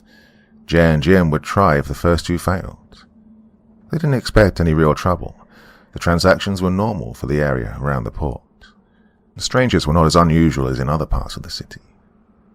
The information they had indicated that a particular club owner was either directly involved or would likely know who was. From there, it was a matter of following the food chain until they had the transporters they needed. Pearly Gates and Daisy would do the interview work. Art would supervise. If local contacts were needed, he'd develop them and represent the company should the need arise. He was essentially the logistics manager for the mission, and the final arbiter when plans and information had need of reconciliation. Bjorn found a parking space under a light, and spaced a little away from parked vehicles to either side. Silvio looked at him. "Why here?" Bjorn knew that the question wasn't meant to change his mind or confuse him. Silvio just wanted to gauge his thinking. "Well, this SUV is pretty nice. A late model. Potential target for thieves. We're more likely to encounter those than need to have darkness for subterfuge. Plus, we don't know the area, and based on the condition of the parking lot, we don't want to have to flee a darkened space to get our transportation if things go all the way wrong. Plus, we have room to drive away without running into other vehicles or objects." Silvio nodded. "Good. What potential problems can you see?" Bjorn looked around the lot and at the buildings. "Well, first, we can hear the bass of the music thumping even through the closed windows with the air conditioning fan up. It'll be really loud inside, so we'll have to communicate with signals or close contact. Second, there's security staff at the entrance. Shabby, but they're pat-searching people for weapons. Not thoroughly, but one has a wand-style metal detector. Third, that new-looking board fence contains a house or similar structure. A couple just stopped at the gate and spoke to someone inside, who led them through. Not a problem if we hire a girl, But that means we'd have to go through and... Silvio nodded. Yes, we'd have to use the girls. Maybe not necessary. Depends on who is present tonight. We may be able to just buy some outright. Not likely, though, since they don't know us yet. Keep your role in mind, though. I'm the player, you're the bodyguard, the tough guy. First, we get past security and take a look to see if El Dueno is here tonight. He should be. It's Saturday night. No, Sunday morning. So he should be if our information is good. They turned on their monitoring equipment and conducted sound checks. The rest of the team was nearby, ready for a rescue if needed. They carefully crossed the parking area, which was full of potholes. He'd observed as he watched the security staff check people that they never reached toward or searched the groin, so they placed their small handguns along the zipper line of their trousers. If the metal detector wand even worked, it was sound in that area anyway. These guys didn't look too interested, just earning their keep. To facilitate the process, Silvio slipped one a $20 bill. With no problemos, they entered La Quetzal Cantina, and immediately passed a wall with a painted plumed serpent outlined in black light paint. It glowed and gave them a sinister stare. Better artwork than one would have expected in this part of town, Bjorn considered as they entered the club proper. Silvio led them to the bar and ordered a drink. Bjorn stood by him, looking around with menace for any potential threats to his boss. This had the advantage of being part of his true mission, as well as what he needed to project. Several customers took note of the exceptionally large, hirsute young man, El Oso, but none decided it would be a good idea to bother him or El Zorro, whom he was clearly guarding. The musica thumped on and started to clop as the DJ decided it was time for cumbia, which he shouted, echoed by many drunken voices in the crowd. They made their way to a table, where Silvio sat and leaned back in a relaxed manner, and Bjorn sat and remained upright and clearly on duty. There he was, in plain sight, an older man who wore gaudy jewelry, an ugly white seersucker suit, and a nice fedora with a bright plume that extended from the band on one side, seated on a dais equipped with a long table. His goons stood, one near El Dueno, and one at the opening in the rail around the dais, the gateway to an audience with the great and powerful one. About then, a hostess approached Silvio and asked him if he'd like some company. He agreed, and she sat in the chair next to him and moved it very close. She said something in his ear, and he looked toward Bjorn, made a face, and shook his head. Clearly only the boss was worthy of female companionship. The help was, well, helping, doing his job. They spoke back and forth for a few moments, and Silvio slipped her a large tip. She got up and approached the bartender. He in turn approached the goon at the rail opening. The goon approached El Dueno, who listened intently and frowned in thought as he looked towards Silvio, who inclined his head respectfully. After a moment, the older man on the dais nodded, and the rail goon waved for Silvio and Bjorn to approach. His Majesty, the owner of this fine establishment. After introductions and pleasantries, they eventually got down to business. Silvio pleaded the case that he was trying to set up again after some unfortunate tangles with other criminals and some thinning of his associates by law enforcement. He needed some girls to get going again. Or maybe he could even lease a few, understanding that they would have to go back to La Quetzal's owner, or wherever he designated. The big shot agreed to consider the offer, and said that he'd let them know by the following Friday. There was plenty to do during the next week, while they awaited their next appointment. They researched the players and who'd be most likely to be, well, connected with the transporters to nowhere, after taking on a high-risk target like a congresswoman's daughter. Pearly Gates kept her promise and drilled Bjorn every spare moment in Spanish. There wasn't much time to enjoy the nice house before it was time to meet with El Dueno. He had a proper name, but apparently no one had used it since he'd taken over as owner of La Quetzal. This time the real security staff met them and ushered them to the dais. The old man was seated and showed them no courtesies. This time he wore a hideous lime green suit and a light blue beret that once more sported the plume. He looked for all the world like a Mexican leprechaun. It was hard for Bjorn to hold back a smile, at least until the goon from the front entrance and the one who had took charge of the rail entrance began to crowd him. About that time, he saw Silvio tense and raise his chin toward the little man who was clearly so full of self-importance. The gesture was a challenge. Everyone on the dais knew it. Bjorn had let the man get close on either side of and a little behind him. He feinted forward, as if intending to attack their jefe, but abruptly stopped as the two large men surged forward and grabbed at his arms. He stepped back and used his elbows to strike them both in the solar plexus. He turned into the one on the right as he delivered a hammer fist to his jaw, then continued his turn, stepped forward, and used his elbow to strike the other in the jaw. He kept turning in another full spin and stomped a foot on each of them and then turned, planted his feet, and pushed both to flip backwards over the rails.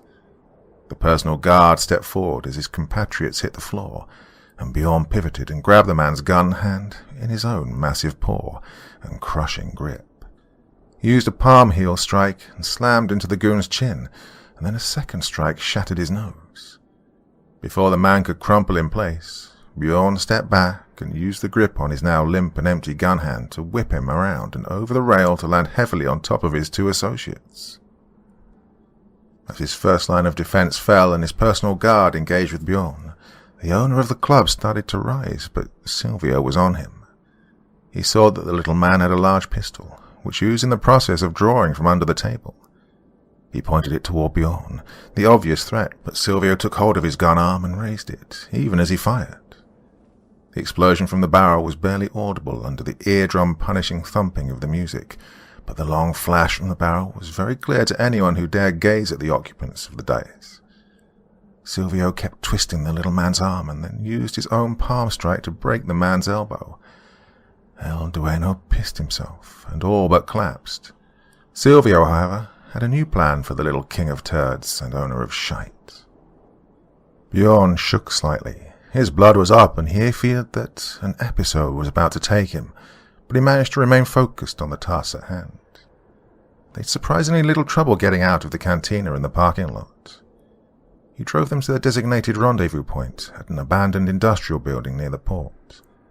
They met with the rest of the team, and the arrogant little man, who was king in his own world but nowhere else, told them everything he could. It didn't take much persuasion. He was in tremendous pain, and when the woman pointed at the wetness on the front of his pants and pretended to laugh, he was completely humiliated. In the end, he set them up with a contact. He indeed knew the transporters who took care of girls who were used up or who caused problems, and who maybe had been looking for a special treat to kidnap. They took him to the crappy apartment and set up a watch on him until they'd confirmed his information was accurate, and then they tied up his loose end. Silvio led Bjorn through the process of flushing a now useless turd into the Gulf of Mexico. His information was confirmed, so there was no need for him, and he'd been likely to want revenge, or worse yet, pass on intel to his superiors. Bjorn turned to his mentor once the body had properly sunken. So, do we do things this way often? Silvio looked up, a little surprised. Well, no, but this piece of crap tried to shoot you. Don't tell me you have sympathy for him. Bjorn shook his head. No, I just wondered about the frequency of the necessity. Silvio shrugged. Depends on the assignment and on the targets. Doesn't happen most assignments, well, at least not collateral damage or intelligence sources. When we take out a piece, the other brigs have to shift. Bjorn nodded and passed the bottle of hand sanitizer he just used to his trainer. Yeah, that's what I thought. By the way, I never thanked you. You saved my life when you pulled that big pistol. Silvio waved him off as he took his turn to clean his hands. All in a day's work, brother. Besides, if he'd used something more practical and without a safety, he'd have been just a hair faster. I'd need a new trainee, and Art would be unhappy with me for losing the one I had. They shared a grin and made their way back to the big house to regroup with Los Diablos Tejanos. We have eyes on him, Daisy's voice intoned over the earbud. Just like the man in the wet green pants told us. Handlers, truck, lead, and drag cars. Driver and partner just loaded the last of the cargo, and they're shipping out west. She and Jay were on overwatch with the target. The other two vehicles would follow on as backup in case there were any problems. Their biggest concern was that they had bad information and that these girls would ship no further than San Antonio, Austin, or El Paso, yet they'd have to chance the long drive. There was indeed a stop in San Antonio, but only to add some more women to the convoy of misery that once again wended its way westward. In El Paso, they dropped off a few and added a few. The drive to El Paso had been the longest and most desolate of Bjorn's young life, through the empty lands west of the Pecos. Then they headed into New Mexico and turned northwards. The convoy made another stop in Albuquerque. This time they dropped off a few of their unwitting passengers, but didn't pick up any new ones. Then it was north again, into the Navajo reservation lands. It was Daisy's turn to drive as the sun sank to their left. Jay took a turn to rest and snooze in the passenger seat, the long-sleeved shirt he perpetually wore in public removed and folded neatly on his lap. The new arm didn't react much to temperature changes, but his natural one was hot inside the sleeve, so he'd opted for comfort. Daisy glanced at the biotech marvel and wondered how real it felt to the young man. He'd been some kind of police officer before, and served in the armed forces before that. From what he'd told them, a mutated feral hog had taken off his arm and scarred his features. He shouldn't have survived, but he'd managed to fight his way through the critical exsanguination and cling to life, in a coma for weeks. Pretty amazing stuff. He'd survived Iraq without a scratch, only to get wrecked while working as a campus cop. A pig nearly eaten by a pig, she chuckled to herself. She had to slow as the convoy turned into a truck stop to refuel. She drove past them and used the car entrance. She notified the rest of her own convoy, and about a mile behind her, they were making a pit stop. She nudged her companion. "Jaybird, wakey wakey, we're making a refuel stop." He looked up blearily, checked their surroundings, then his phone. "Kinda soon, don't you think? They just filled up when we made the turn at Albuquerque." Daisy realized that they had indeed made a fairly recent stop. "Oh, maybe there's mechanical trouble," she reasoned. "Maybe one of them needed to take a deuce," Jay offered. Nasty. She poked him in his special arm. It flexed like any mundane arm, but looked so weird to her with that bright shade of blue. "Oh, maybe we should call you Blue Jay." She pulled up on the other side of the store building and tried to keep an eye on the big rig, which was pulled up next to the truck fueling station. She saw one of the other cars parked near the front entrance of the store where two men had gotten out and begun to stretch. One of them yawned. Where's the other car?" she asked herself. "Hey, Chica, why don't you turn off your engine and step out here for a little talk? You want to know what we're doing, where we're going, eh?" Daisy looked over her left shoulder. "Dang," she admonished internally. "Classic trap. Watch one too intently and the other gets the drop on you." This one indeed had the drop on her, his pistol already in hand and pointed in her direction. Jay dropped his seat back as he drew his own pistol to fire through the back driver's side window at the top. His move startled the other gangster, who had slithered up to the passenger side of the car. Jay's pistol was equipped with a sound suppressor, so the noise was bearable, and the shattering of the window glass was not intense. He'd taken out the thug who'd threatened Daisy, who now started to draw her own weapon, when the man behind Jay fired through the open passenger side front window and struck Jay's left leg, just above the knee. His next two rounds struck the center console and dash in turn. They were not silenced, and the roar set Daisy's head and ears ringing as she came online and pressed her trigger. The back passenger side window shattered, and glass spiraled in every direction as her rounds hit him in the left side of his pelvis at the femoral artery. He was out of commission and would soon bleed out and die. Daisy turned to Jay. "We're getting out of here. Hang tight. Put pressure on that wound." She threw the car in gear and started to back out of the space when the windshield burst inward and several rounds passed between them. Two more struck the seat next to Jay's left shoulder. He was too focused on the agony in his knee to notice. Daisy put the car back in park. The second convoy car had pulled in behind them, and the occupants had exited and circled to the front of her car. They were trapped. When Silvio and Bjorn turned into the lot, it took them a moment to locate the car with Daisy and Jay. Art, Pearly Gates, and Jim turned into the trucker's entrance and searched the other side of the building. Silvio slowed the car and parked it as though they were customers getting fuel. Both men could see two thugs that loaded Daisy into their trailer of the big rig. They couldn't see Jay. The thugs piled their 2 dead friends, one of them still in the process of dying, into the trunk of the car that was parked behind Daisy and Jay. One hopped into that one, and the other ran to the car that the 2 dead gangsters had been driving. The entire convoy left the lot and again headed north. Art exited the store, gun in hand but down at the side of his leg. He stopped to check on Jay. He looked up as Silvio and Bjorn approached from one side and Pearly Gates and Jim from the other. He looked at Jim. Get a tourniquet or whatever is needed on Jay. You and Pearly Gates get him out of here and contact a cover team to meet you at the hospital. Albuquerque's the closest.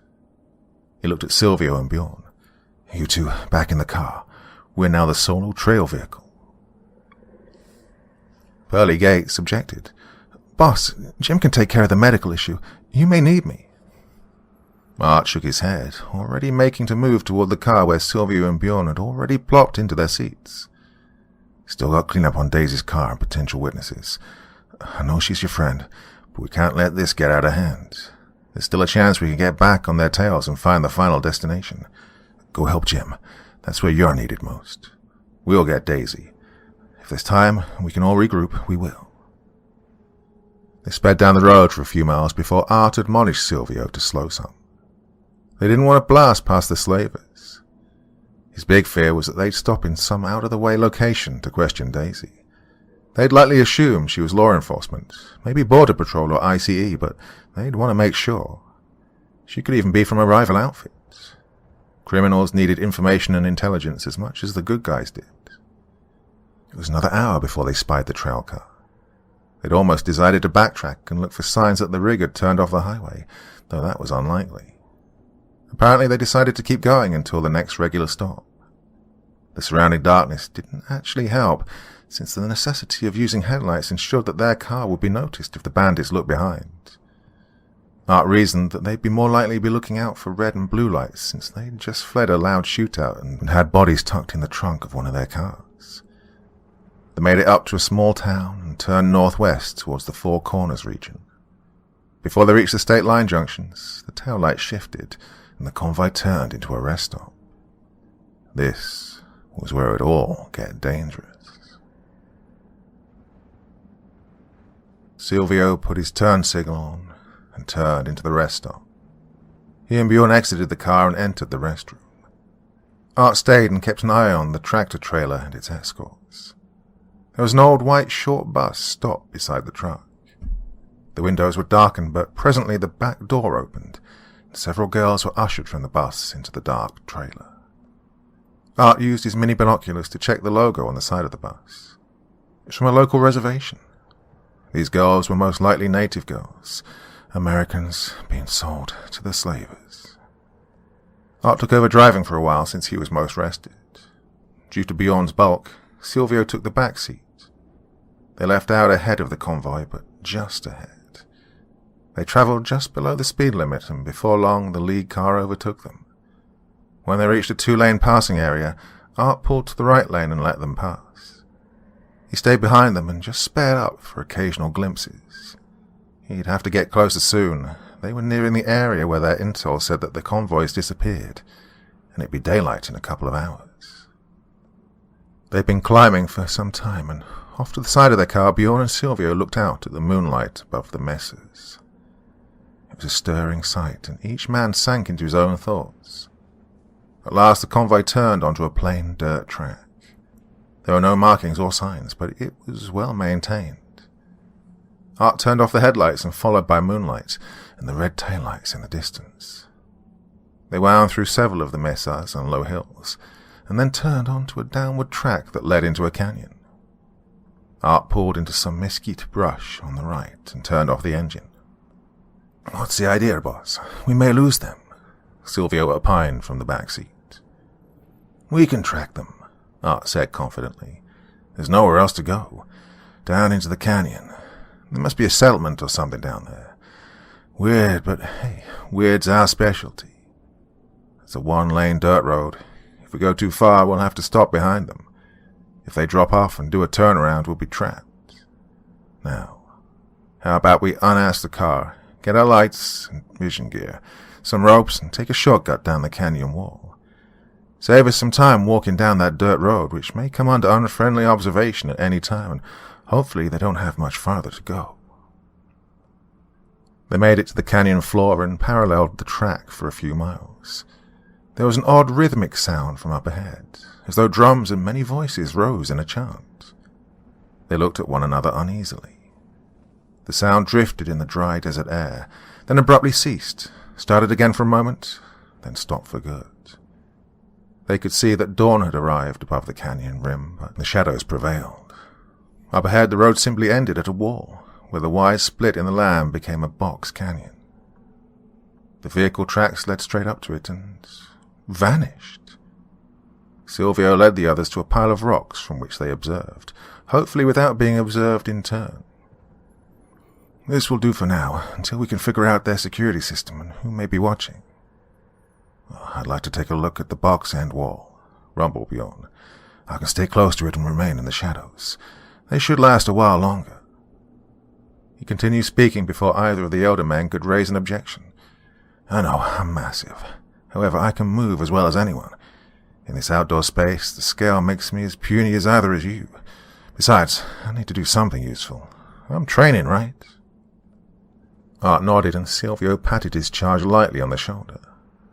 "You have your spada, bear cub," to which Bjorn smiled in a manner that made it evident how he'd earned the sobriquet, bear, as he patted the 2-foot-long blade sheathed at his hip. Before any more conversation, the young giant was off among the rocks and sidling up to the wall. Once he was there, he blended into the surroundings surprisingly well. Had the 2 senior members of the team not known he was there, they could easily have missed him. "Your trainee is well prepared in the defense management school. He moves well. I hear that Ed herself recruited him." Silvio beamed a feral grin at his team leader. "He's green, but surprisingly capable. He has no idea, of course. Why worry for the day that he realizes what a rare combinations of talents he has? He'll want to take over the outfit." Art glanced at where he thought Bjorn should be, and then looked back at Silvio. Maybe he should. I've lost him." Silvio chuckled. "I kept talking because I hoped you had eyes on him.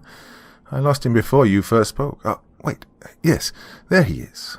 Looks like he's on the way back to us." Presently Bjorn slipped onto his belly beside his bosses. "Mystery solved. You'll be able to tell when it gets light, but that wall's just a camouflage rolling gate. Works well here, since the canyon narrows and the area stays in the shade most of the day. I couldn't really see inside, but I heard some people talking and smelled cigarette smoke. Definitely guards on duty on the other side. I counted only 2 voices, but there are likely more nearby. We'll need a full unit to take it straight on. Not really what we want to do until we have enough information to solve the mystery," Art replied to Bjorn's report. "Guess we'll be climbing the wall again, then backtracking along the wall topside." Silvio and Bjorn nodded ruefully, and the men began the climb and backtrack. Daisy settled in among the other women in the back of the truck. She heard the locks engage on the outside.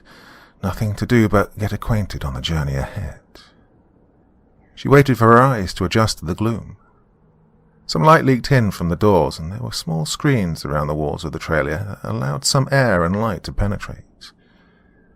Unlikely to suffocate, she thought, but still pretty murky, dark outside. She looked around her, but all of the women, mostly girls, sat with their faces down, hair drooping, and were clearly wrapped in miserable thoughts. She considered her own position. She wasn't overly worried, and she trusted her team, how talented they were, even though this gang had gotten the jump on her and Jaybird.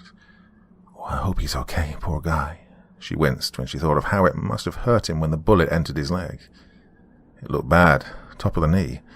Well, she shook off those thoughts. Unproductive. The men had questioned her briefly about anyone else following them. She'd insisted that she and Jay were not following them on purpose, but had intended to rob the truck stop since cops were thin on the ground this way. Well, they'd been dubious, but she was a decent enough actress and pointed out that she and Jay were both armed and had done some damage. It helped that she carried no ID and their vehicle had been pretty standard. She once more let her eyes roam around the trailer rig. There, that one in the front corner nearest her cab.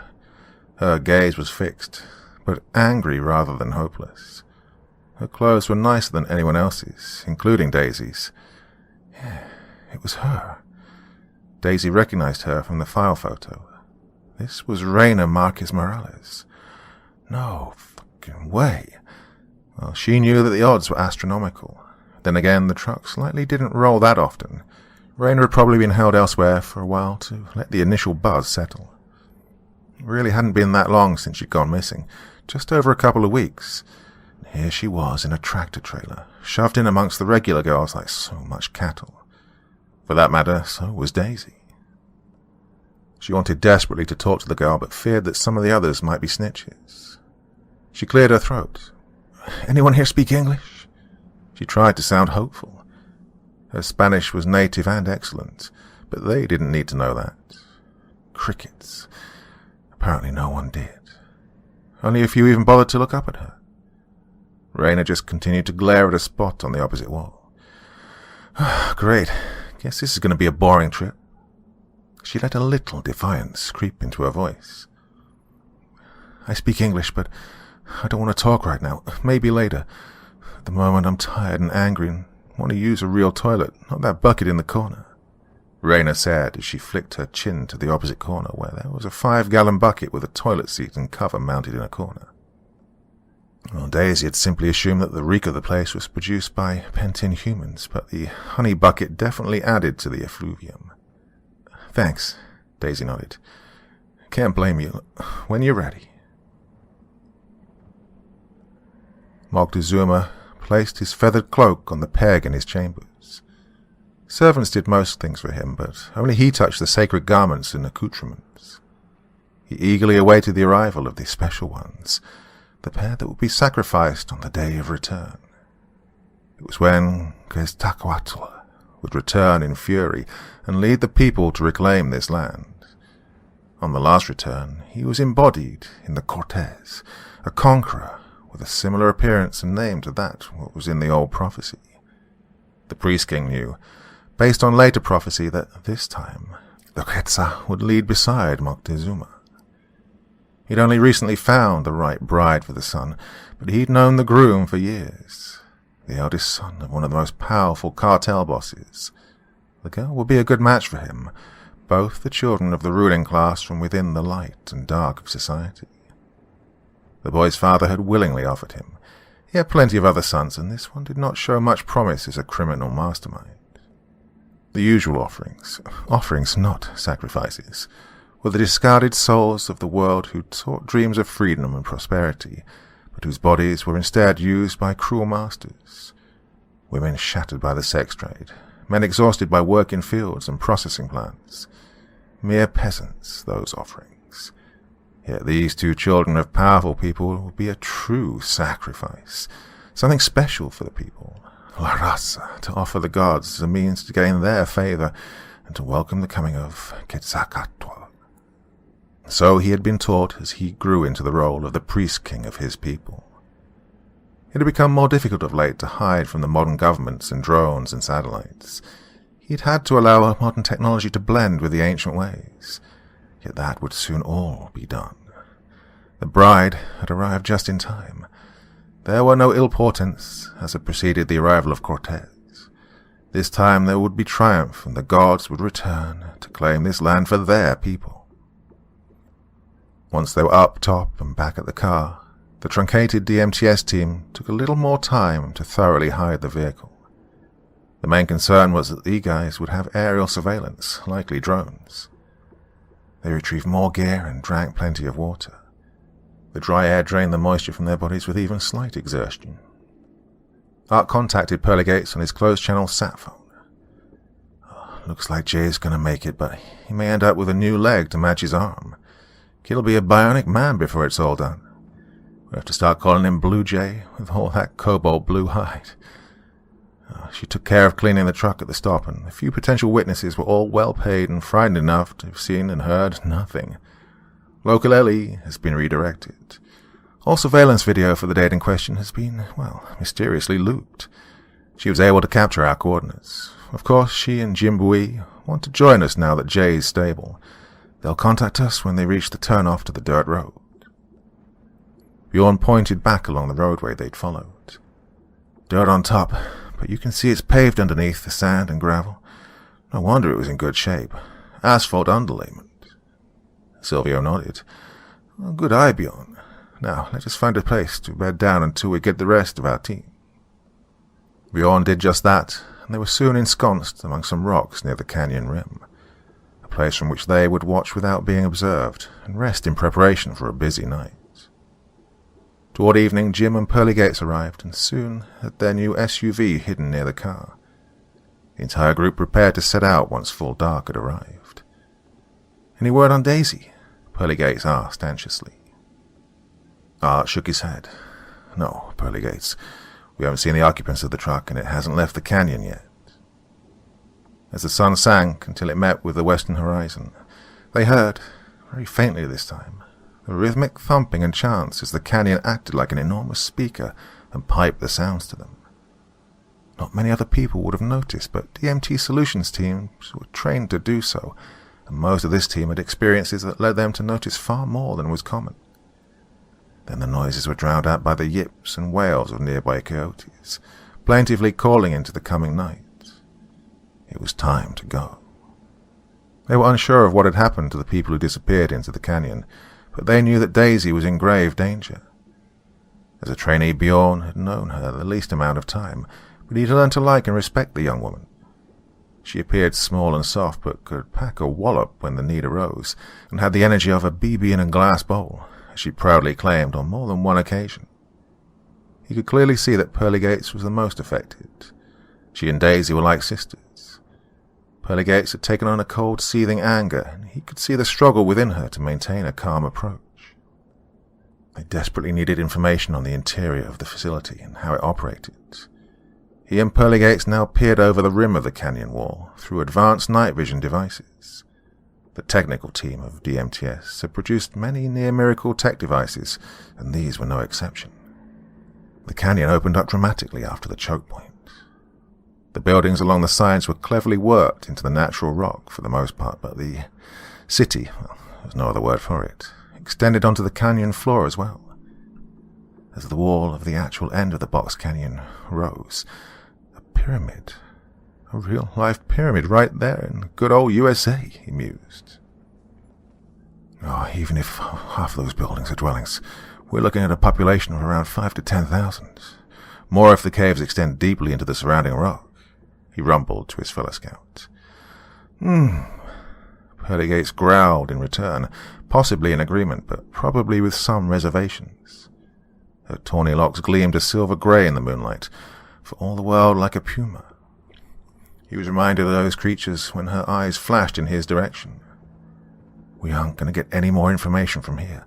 Let's go back and see what the drones found and the satellite mapped." They returned to the makeshift camp inside the boulders. Silvio, in his vulpine manner, suddenly appeared from the darkness. It was almost enough to startle Bjorn. Never a good idea, even though he'd been trained to control himself. Pearly Gates, already on edge, snapped at the lean field agent. "Seriously? You should know better, Silvio. Never jump out in front of fellow predators unless you're looking for a fight." Silvio nodded tightly in acknowledgement. "Yes, you know it works both ways, though. The two of you are moving very quietly. No need to startle the rest of the Diablos Tejanos. We are all on edge with worry over Daisy. I've downloaded the SAT information to your devices. Art and Jim Bui are bringing in the drones, and we can start sorting out our plan." "So I don't know much more than you." Raina spoke quietly to Daisy, who had moved to sit beside her, despite the proximity of the rank honey bucket. "I was in Galveston with some friends. We have a beach house there at Jamaica Beach. A couple of girls I didn't know came in with a friend. I think they must have played a part in taking me. We hung out and partied for a while, then I woke up in a dark room. They turned on a red light bulb and they fed me. I was able to figure out where the toilet sink combination and the cot were. Everything was metal. I couldn't really see the person, well, maybe people who brought the meals, but I think they were all women. Maybe like these." She waved her hand slightly to indicate their fellow passengers on the journey to misery. Daisy nodded along, but remained silent. She wanted the girl to keep talking. After a moment, Raina obliged. Then they came for me, the goons, the ones that put you in here with us. Neither one of us belongs here. The rest of the women are undocumented. I talked to a few, mostly prostitutes." She whispered the last. "I can't believe this. Do you know who my mother is? Has there been anything on the news?" Daisy wasn't ready to show her hand yet. "No idea. Don't watch the news. Boring. Well, I've seen some things, though. These chicks don't look like pros. They look like sheep.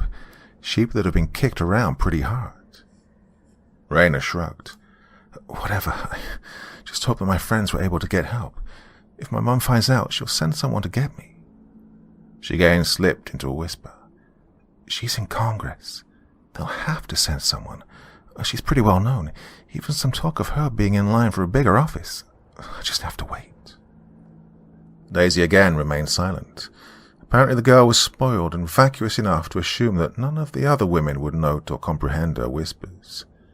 She had to do her job, but, God, what an arrogant little ass-tard. Definitely had to keep that to herself. Raina had seemed to hold it together pretty well, but now she sniveled a little, a small whimper and sniff of soft crying. Someone in this trailer seemed to be crying quietly at all times, like they took it in shifts. The truck slowed considerably and made one sharp turn, then headed down a steep grade. Eventually it leveled out for a while, and then it stopped. There were rumbles and voices outside, and the truck once again lurched forward. The poor light that penetrated the vents began to turn grey when the truck came to what felt like a significant halt. The driver took the vehicle out of gear, and she heard the cab doors open and shut. Presently, the first bright light of the morning greeted her. It wasn't too bad. There were still shadows since canyon walls. That's what secluded the light. The herd of women left the truck, and women in plain cotton shifts with intricate embroidery met them and spoke soothingly as they were ushered into a plain building that Daisy quickly recognized as a dormitory. Like in a jail, but maybe a little nicer. A newer jail. While one of the elder women gave a short introduction, she focused on a different discussion that occurred just outside the still open door. She noted that one of the eldest of the women spoke to the lead thug. "That was close. We only have one left, the one for sunset tonight. Tomorrow is the big day, but we still have to keep up the circle of the sun. This won't be the last load." The thug shrugged. "The Big M's the one who ordered us to time it this way. We kept her close to where we took her until the immediate search was over. She's feisty but empty-headed. Still, we can't put her off for too long with stories about ransom. There's another one. She'd be good for sunset today or tomorrow. Yeah, she caused us some trouble. Might as well take care of it." "Come on, young one. We're going inside to look at the rest of the dormitory." One of the women in the embroidered shift smiled at Daisy and indicated with her hand that she should move along. Daisy saw that the smile did not touch her eyes. They were black and hard, like obsidian. It had been relatively easy to access the city from the canyon walls, but the team then had to figure out how to move about without getting caught, and then how to find Daisy and possibly Raina among thousands of other people. They weren't even completely sure that Raina would be in the city. She could be anywhere on the trail of misery that they'd followed. Still, she was their primary mission. Ard had stayed above, their communication link with a cleaner team on standby. That group would take care of any unfortunate messes, to include avenging their death should such a need arise. They decided to start with the pyramid. There was nothing else like it. Surely it was the center of whatever was happening in this place. The moon rose above the canyon wall and shed some light, but there was very little visible artificial lighting. It was likely that the community cooperated in keeping the location off the maps. The central plaza appeared deserted, and the pyramid rose ahead in the gloom, massive and tall, but wide enough at each level to still appear somewhat squat. The lowest level extended into the canyon wall. The second level appeared to be flush with it. The rest descended in smaller platforms until at the top, a large basalt rock rested free and clear of everything but its enormous base, the pyramid. It was set so the bottom of it was just above the rim of the canyon, high in the sky and in position to greet the rising sun and bid farewell as it set. Bjorn and Silvio took a position near one of the structures from which no sounds of occupation emanated. Pearlygates and Jim Bui tackled the climb from one of the sides. There were no deliberate steps on the south face, only the east and west faces, but the surface was fairly rough, and there were carvings and protrusions that, in combination with the gentle slope, made the climb easy for their levels of experience. They made the ascent in under 10 minutes. Bjorn watched as the scouts sunk low at the apex to avoid being silhouetted against the night sky with its bright moon and myriad of stars, all made clear by the absence of humidity. Had he not known they were there, he wouldn't have seen the few tiny signs that they displayed. He was starting to get nervous, and noted that Silvio squirmed as well. Then a shadow rose from the silvery light. It was quickly joined by another. The scouts had returned. Pearlygates spoke in low tones. "That thing is just what it looks like, an altar. It's been cleaned, but there are clear signs that blood has flowed across the surface of that block. It went into a drain in the center. The back of the block that faces the cliff has an opening, like a chute. It seriously reeks. Flashlight beam couldn't find the bottom, but there's definitely airflow, like the entire pyramid is breathing. Very dramatic. There's a narrow stair that leads up and down the north face from the top of the second level. A door leads into the canyon wall. Apparently anyone who needs to magically appear can simply ascend that stair and voila! The whole view from the top looks like this is a theater stage." Jim Bui watched their trail and remained vigilant during the report and only added, "There's a stench of death in that place. The basal block had 2 slight indentations, as though 2 human bodies could be placed side by side with heads in opposite directions. Kinda creepy, like some old pulp story, Tarzan or Conan, maybe Cthulhu, but with actual people dead at the end of the ceremonies. Maybe they needed so many people to fill up the pyramid with bodies, who knows?" He shivered a little. Jim Bui was tough, but the situation had him on edge. Pearlygates remained cold. "We don't know where Daisy is or Raina. Should we look around the buildings? There's just no way to tell when or even if they might be brought to this place." In the end, they decided to take a look around the city. Pearlygates and Jim Bui started at the base of the eastern stairs, and Bjorn and Silvio took the western end. The streets were squared off because of the buildings that lined them, yet it seemed that the buildings were staggered so that there were no direct approaches to the pyramid until one cleared the last offset. Then it was a short walk into the plaza and to the base of the steps. They maintained a leisurely pace, stalking quietly and staying close to walls that cast moon shadows when possible. The night was moving on rapidly, and it was eerie how quiet the complex was when they considered the number of people they'd observed and heard earlier. Every roof and upper wall was left in natural basic colors, but each lower level had been used as a canvas for murals of ancient native life and depictions of the myths and legends of pre-Columbian tribes in their glory days.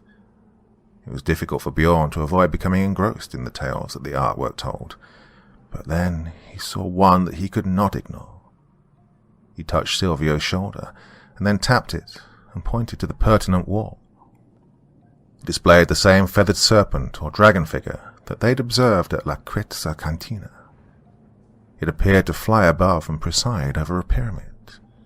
On the pyramid were figures. A brightly bedecked one stood above 2 others, very obviously male and female characters. The colourful person held a long black object above them. It looked like a large knife that he intended to plunge into the chests of the supine figures on the dull black altar. There were 2 other figures in ornate dress, another male and female, who stood by with basins to catch the blood that would surely flow. Bjorn and Silvio looked at one another briefly. Then Silvio indicated with a nod and hand gesture that they should keep going. Yet at the end of the building, they had to halt. They had reached the parking area, across which was a large garage shed that contained the tractor trailer and escort vehicles that they'd followed. 2 men stood beside them, visible only because one was smoking. When the breeze shifted, Bjorn could make out brief snatches of conversation, but nothing intelligible. Silvio signaled that he should wait, and then he ducked around the corner to the front of the 2-story structure. He returned presently and signaled for Bjorn to follow him. They reached the back of the building and rounded the corner together once more. and once more 2 figures emerged from the gloom of the night. Pearly Gates and Jim Wee. Daisy quietly scouted through the dormitory in search of an escape route, other than the front door back doors on the first floor. She found none. There were no windows in the structure, not even in the dorm monitor suite. The door at the top of the stairs had been locked, but she worked for a company that focused on solutions. She heard light snoring from the 2 figures that were there as guides and guards. She crept past their open door and tried the back door. Locked. Looking at it, she decided that she could open it, but first she checked for alarms. None. The typical captives were cowed before they even arrived, and security had clearly grown lax. She exited and was pleased to find a bright glowing moon above to greet her. She glanced around and saw a figure disappear around a corner. Odd. The rest of the complex was as quiet as a grave. Might as well follow. She figured she had about an hour to explore. Bjorn felt a heavy tap on his shoulder and smoothly flowed into a kneeling posture as he came to a stop. He looked around first with his eyes, then slowly he turned his head. Silvio was ahead of him and Jim Wee was just behind. Pearly Gates was the rear guard. She was faced in the direction from which they come, and based on her stance, she was prepared for a fight. Jim Wee had his heavy knife in hand, and Bjorn realized that he'd instinctively drawn his own oversized Scramasex without conscious thought. He'd passed on the signal to Silvio, who was now stood watch at the next corner in the shadows. There was the slightest glint of the sharp edges of his stiletto.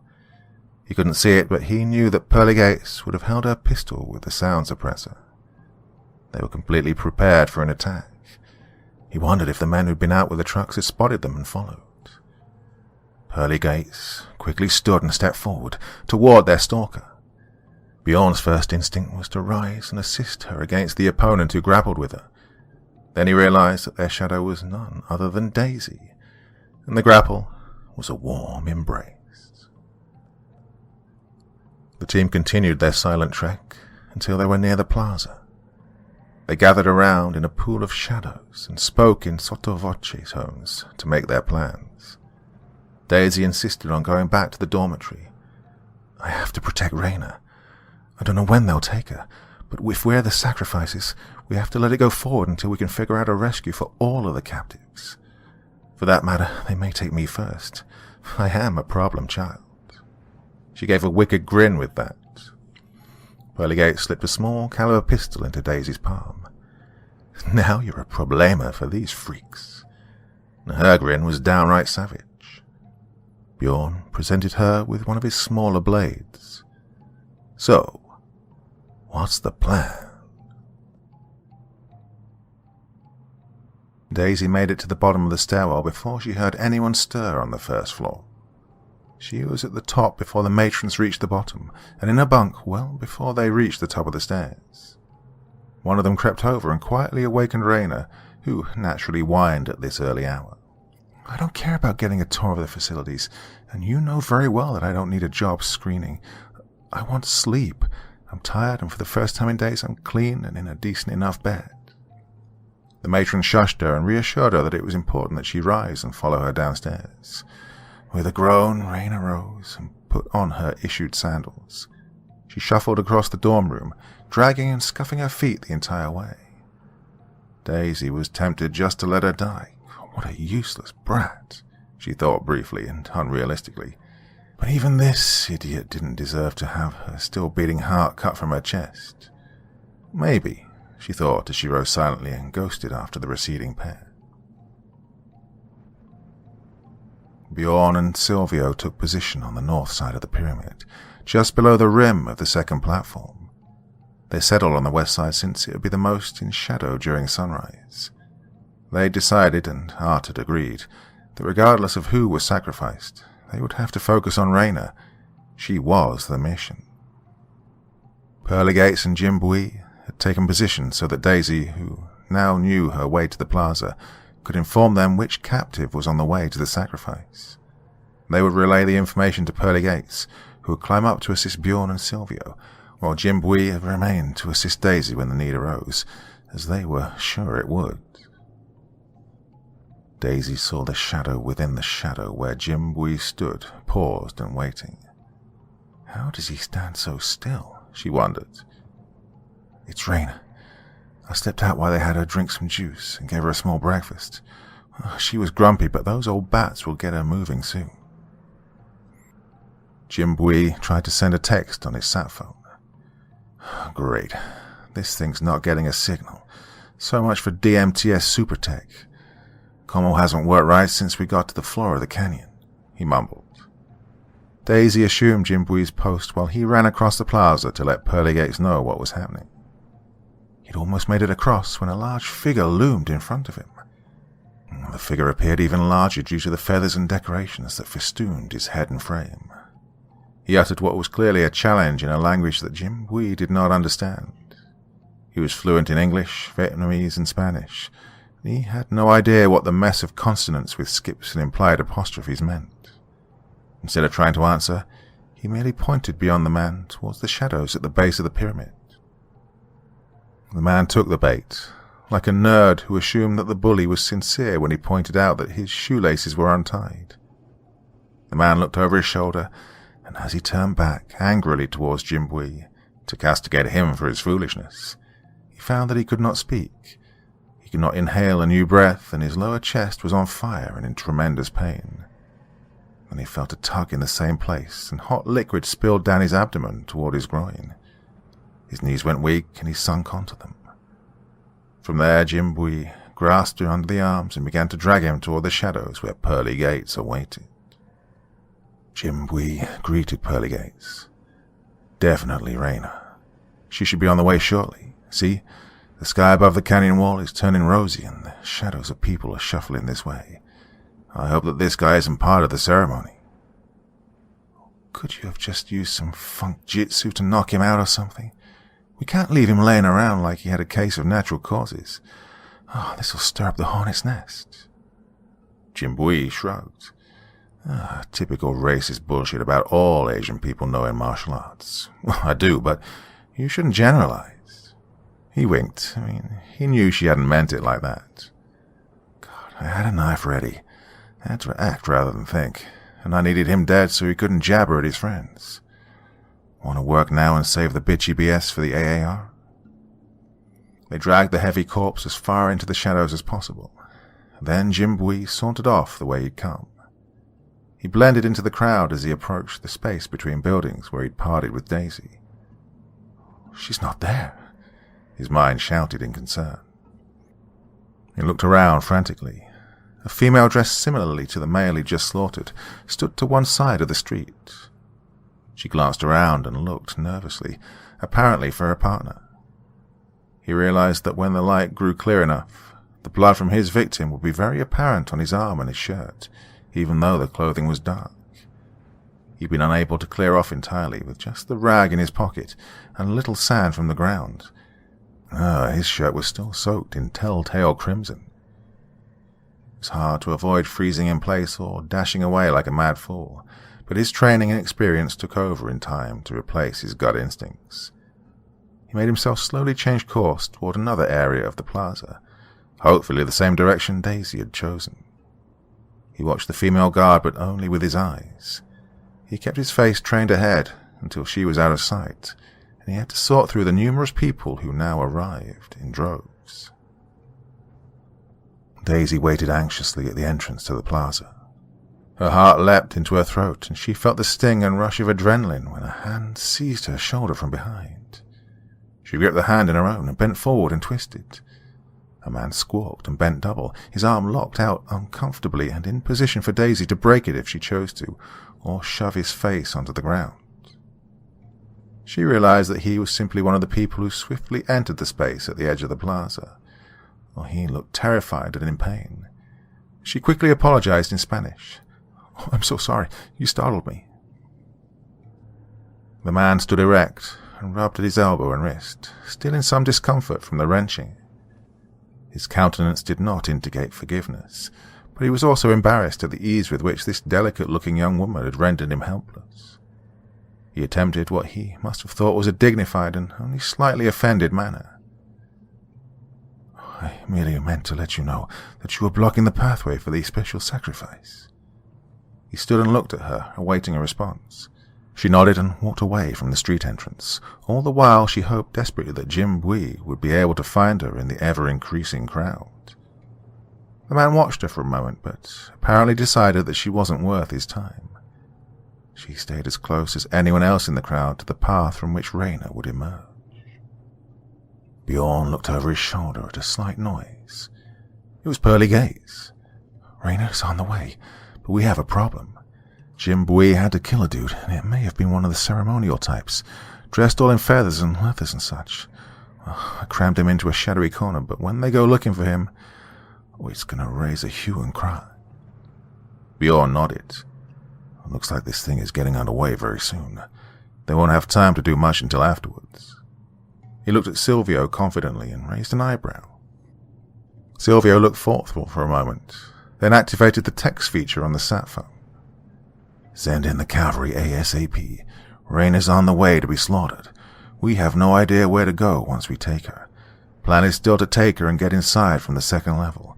Jim Bui had to kill a guard, so we will definitely need extraction." He hit send, and after he read the return message from Art, he relayed it to the other two. "We have to get this right. Use the Grand Poobah as a hostage and get Raina into the cliff wall.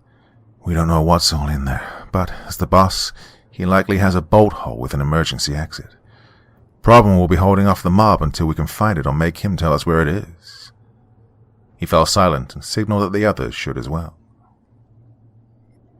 There was movement from a doorway at the cliff wall. A tall figure emerged. He was bedecked in a voluminous feathered cloak and wore a massive headdress, complete with a detailed face mask and a jewel-encrusted golden mantle. The costume must have weighed a ton, yet the figure walked erect, with no audience to behold, and began to mount the steps toward the basalt block at the apex of the structure.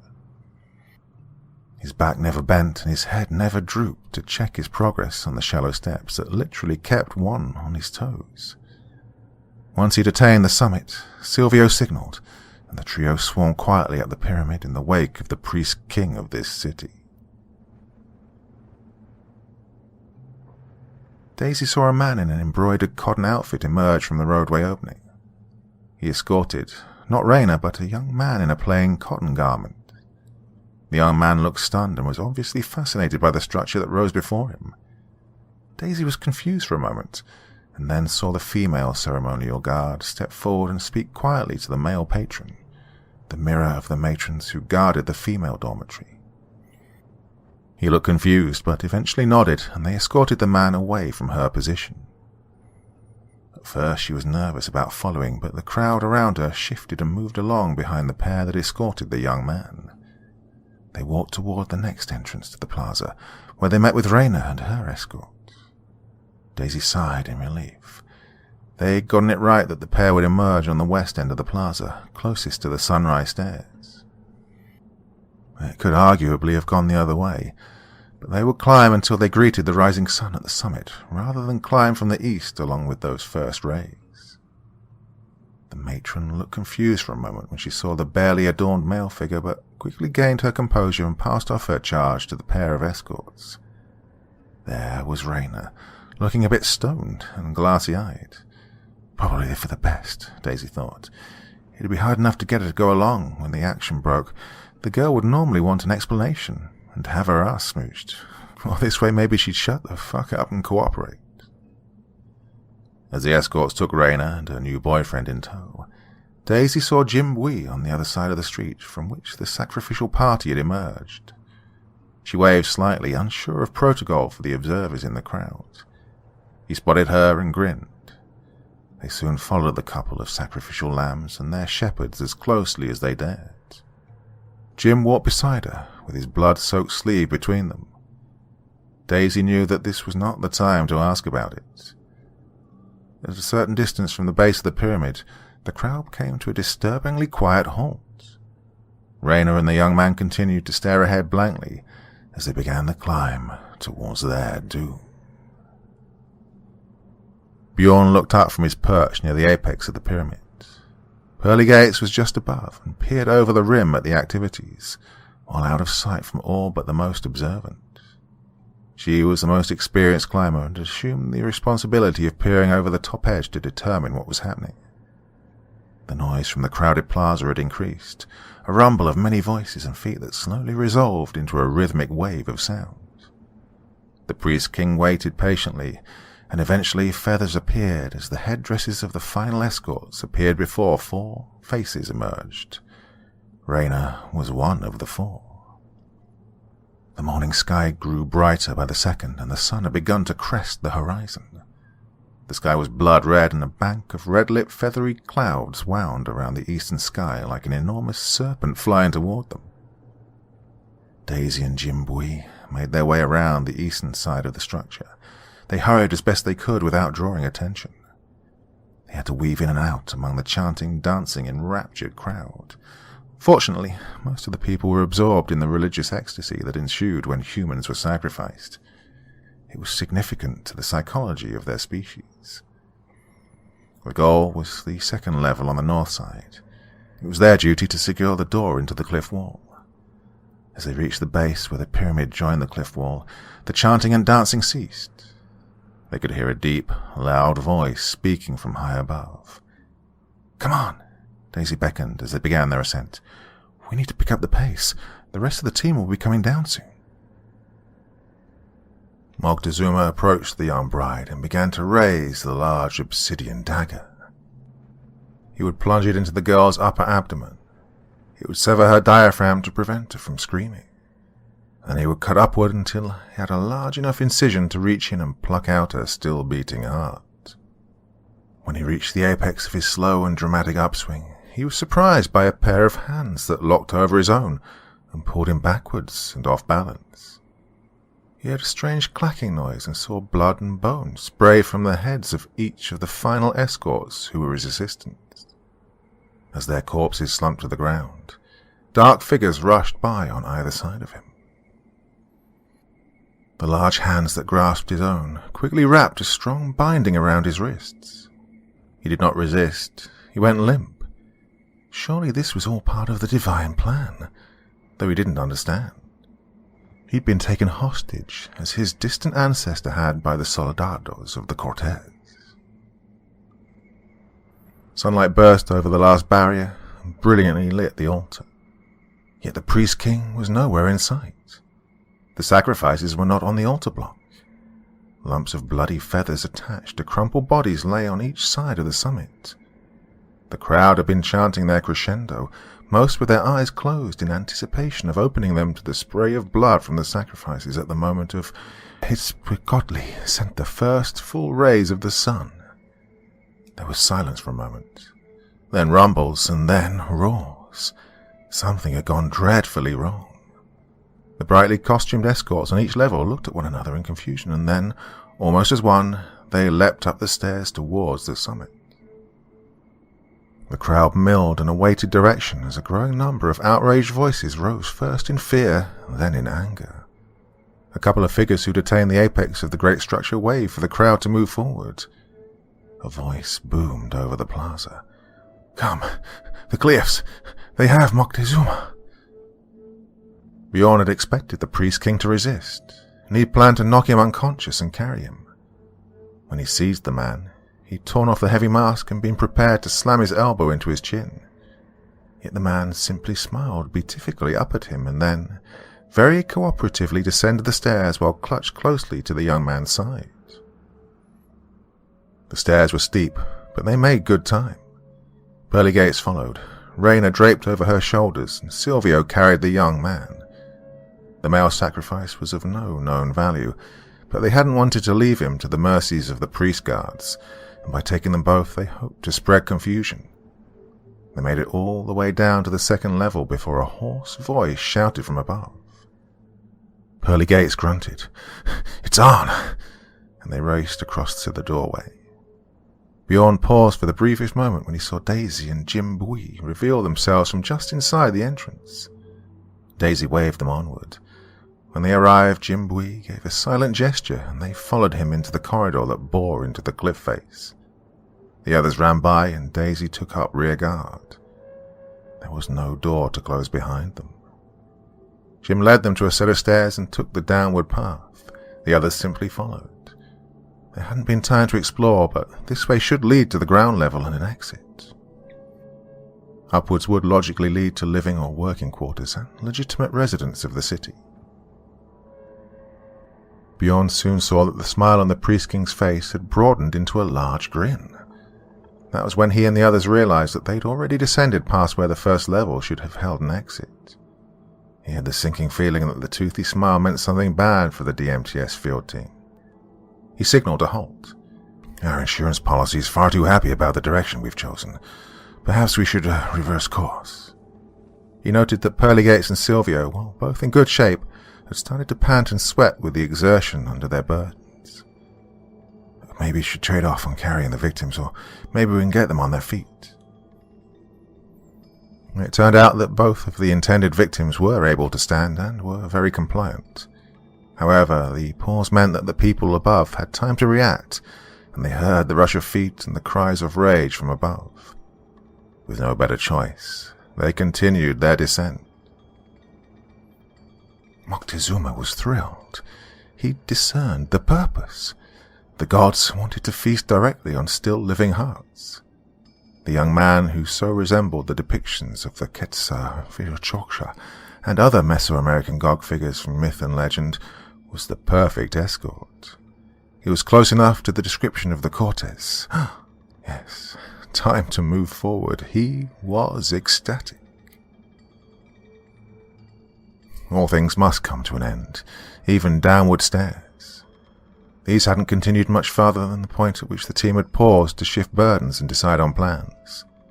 The stairs had been fairly standard, but the corridor they entered at the bottom, that led back under the pyramid, was enormous. Bjorn noted that the lights had grown dimmer as they'd gone deeper below the plaza level. The last several had given off a dull yellowish glow, and now the bulbs had switched to orange. It was like descending into the flames of a hot fire that burned various colors.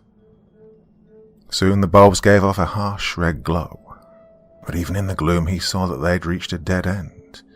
An enormous stone gate blocked their pathway. Daisy spoke up from her rearguard position. "Guys, the mob hasn't rushed down to follow us, but I've heard the pitter-patter of several sets of bare feet on the stairs behind us, along with louder than intended whispers." "Maybe those priest guards. It didn't sound like the whole mob." The team assembled and crowded the Priest King and the two erstwhile sacrifices together. Jim, Bui, and Bjorn took up positions on either side of the group in the generously wide corridor. It was broad and tall enough for an elephant and a giraffe to walk through side by side without scraping the walls or ceiling. Now that they'd paused and his eyes had adjusted, Bjorn saw that the wall beside the foot of the stairs they would turn down had an outline. It was another gate, as large as the stone that blocked their way. He looked backward toward the dead end. If they could find a way to open either portal, they might be able to escape. He saw that the Priest King followed his darting glances between the two potential exits. The man displayed his teeth in a ferocious grin and nodded in what Bjorn interpreted as approval. Weird, this dude is odd. His attention was drawn back to the direction from which they'd come when Silvio spoke. "Here they come. Firearms first, and if there are more bodies than bullets, cold steel, yes?" The members of the team all growled in consent to the standard fight plan. "On my first round," Silvio spoke in his smooth tones as he took aim. A good 40 figures had trundled down the stairs in their wake. All of them appeared to be dressed in feathered ceremonial garments. Bjorn considered. Perhaps only the priestly class is allowed in this area below the pyramid. Oh, as long as we don't have to face everybody who is in the plaza. Silvio, Daisy, and Pearlygates took positions toward the center of the corridor. The spread was tactically sound, and when Silvio signaled, the entire team sunk to the ground. Bjorn placed the Priest King down on the floor so that any projectiles might pass overhead. Jim Bui managed to get Rayner to follow suit, though the young man just stood and peered vacantly toward the dead end, his back to the oncoming threat. Oh, too late to worry about it. Silvio's weapon thump-clacked through the sound suppressor, and the others immediately followed suit. The The feather-bedecked warrior priests rushed forward toward the team in earnest. Several flung javelins, and the loud cracks of handguns issued from several more. 5 of the figures had crumpled immediately, and another 5 were in the process of doing so when Bjorn heard his captive shout, and then saw and felt him rise. His vision had been diminished with the flashes from the firearms barrels. The gloom had deepened, but he quickly rose alongside the man in case he intended to make a break for the others. Instead, he threw up his bound wrists, palms outward, and continued to shout for a moment. The onrush halted almost immediately. He jabber-chattered for a moment in the consonant-heavy language that none of the DMTS team could follow. One of the warrior priests asked a question in the same language. Their leader spoke from beside Bjorn, calmly and with absolute authority. The group turned. A few paused to help a couple of wounded members of their band, and they all walked back towards the stairs and began to climb. The DMTS members looked at one another, and eventually Silvio spoke. "Weird is what we do. Anyone hit?" The team members each responded in turn that they were fine, though Pearly Gates added something about, "No blood, just brown in my britches." Silvio smiled in his best vulpine manner. "Good shooting. Glad we didn't have to kill them all." He grimaced as he noted that the male sacrifice victim stood calmly, as blood leaked from a wound at the top of his right shoulder. It had struck bone and should have had him curled on the floor and squalling in agony. He just stood and stared at the stone gateway ahead. Gateway, no longer a closed gate, Bjorn shouted in his mind. He realized with a shock that his captive had quietly walked over to one side of the corridor and activated a lever that apparently opened the enormous portal. The gargantuan stone smoothly slid to one side and into the wall. Beyond, the light shifted from red down to blue, the color that represented the hottest part of a fire. An overwhelmingly foul stench flooded into the corridor. He realized that it had impinged on his senses earlier, but hadn't been important enough to fully register with all of the other events. He'd just come up with a "what I learned" entry for his field training notes. He looked over at his prisoner, who stood calmly and indicated with an open hand that they should enter the gateway. Like Charon inviting us into the underworld, he thought. Wait a minute, how had he slipped his bonds? Then he noticed the stone dagger in the man's opposite hand. When the priest king saw Bjorn glance at his weapon, he reversed it and offered it to the young giant, his wicked happy smile back in place. Bjorn took the dagger, and this time, without taking his eyes from his charge, asked, "So, do we go with him, or chance the climb back up the stairs?" "Guns up. Forward at a cautious pace. Daisy, please resume rear guard unless you need a break," Silvio intoned. Daisy, sounding more perky than most would in this situation, responded. "Got it. Easier than creeping forward into the dark." The stench grew stronger as they made their way forward, and an odd sound began to issue from the near absolute dark ahead. Breathing, Bjorn thought as he fished his flashlight out from his equipment vest. Likely just restricted airflow in the stone ahead. Pearly Gates said that the pyramid sounded like it was breathing. 2 other beams stabbed through the distance ahead before he had time to activate his own. Twin blazes of lights, like torches, reflected in response, and a thumping rush of enormous feet pounded toward them as the glowing blazes resolved into a pair of eyes in a colossal and hideous countenance. Before anyone could react, a rock the size of a large beach ball whistled through the group and splashed into Daisy. It traveled so swiftly that when it tore through her head and upper body, it left her lifeless body to stumble forward a step before it sunk to the floor of the corridor. It was immediately followed by a rapidly spinning chunk of wood that splattered the torso of the male captive and left his remains smeared and streaked on the wall and floor. The freight train of monster was then upon them in person. It snatched up Jimbui in its 6-fingered hand and started to raise him towards its double rows of teeth. The lean man drove his large knife into the hand repeatedly and into the lip of the beast just below its nose. Yet nothing could halt its foul intent, and blood fountained from his shoulders as he bit off his head. Silvio shouted. "The eyes! Aim at the eyes!" It all happened quickly. Pearly Gates flew into a rage. Her features distorted, her teeth gnashed, and she whirled forward, pistol in one hand and knife in the other. Bjorn recognized the transformation as he assumed his own. The berserker soon joined the she-cat as their natures shifted. The intense training he'd endured to channel his rage episodes from mindless fury to an effective last-ditch fighting method served Bjorn well. He roared in fury, and Pearly Gates shrieked in rage and anguish. Their firearms were quickly emptied and abandoned as they joined the enemy with cold, sharp steel, the human equivalent of teeth and claws. Silvio hammered away with his pistol and followed his own advice. The giant humanoid figure rose to its full and impossible 17 feet height and flung Jim Bowie's remains like a spear of flesh and bone. Silvio instinctively ducked and stepped to one side, though there was no need. The intended target was the feathered cloak that swirled as its owner retreated back down the corridor toward the lever control for the portal. The bodies smashed together with a wet crunch, and yet another splash sent blood flowing.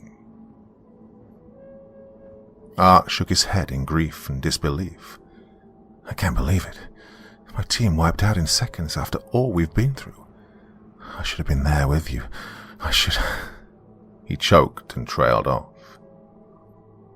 "We needed you to be where you were. If you hadn't brought down the cleaner team, we would never have survived that thing."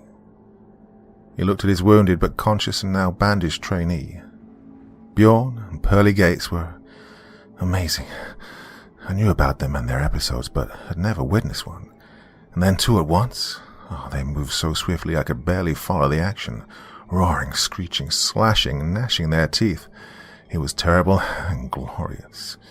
Pearly Gates slashed the creature's groin, and Bjorn, no kazatsa, no bullshit, he climbed that thing.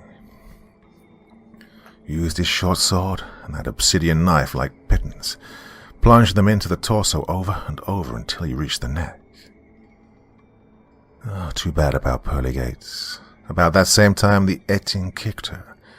She flew into the wall, many broken bones, some protruding through her skin, and she still tried to crawl back to the fight. The Cyclopean fell back, though, onto its backside. Bjorn rode it down and plunged that stone blade into its eye. A true Cyclops for the cleaners to capture. He continued to look in admiration at Bjorn, who shrugged. "I barely remember anything after the episodes. The training helped tremendously. In fact, I want to call Brain and thank him. If he hadn't forced me to learn even as much control as I have, I wouldn't have been able to direct my strikes. I'd have just punched and clawed and bitten like an animal, like a bear." So, mission accomplished. We got Raina back to her mother. What do you think the US government will do about the Aztlan sites? Bjorn questioned his initial mentor. Brain, a man even larger than he, at the formal debriefing and after-action report. Brain, a name acquired from people constantly juxtaposing the letters of his given name, Brian, shook his head. Probably nothing. They're not anxious to have people realize that slavery still exists in this nation. Granted, this was an aberration of the horror that already existed.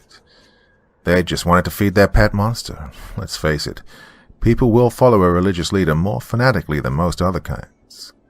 That Moctezuma character wanted to use it as the Quetzal, get revenge on those who stole his land. The site's under investigation, the scientific kind. The denizens of the city, well, they've been sent to the loving arms of a rival nation to be hidden among the other cheap labor.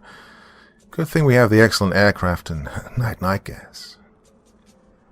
So, we did all that for nothing. The sex and labor trafficking will continue as always. Bjorn rumbled. That representative doesn't care about anybody but her jerk kids. Brain shrugged. Not our provenance. Governments do what they do, or don't. He made a sour face.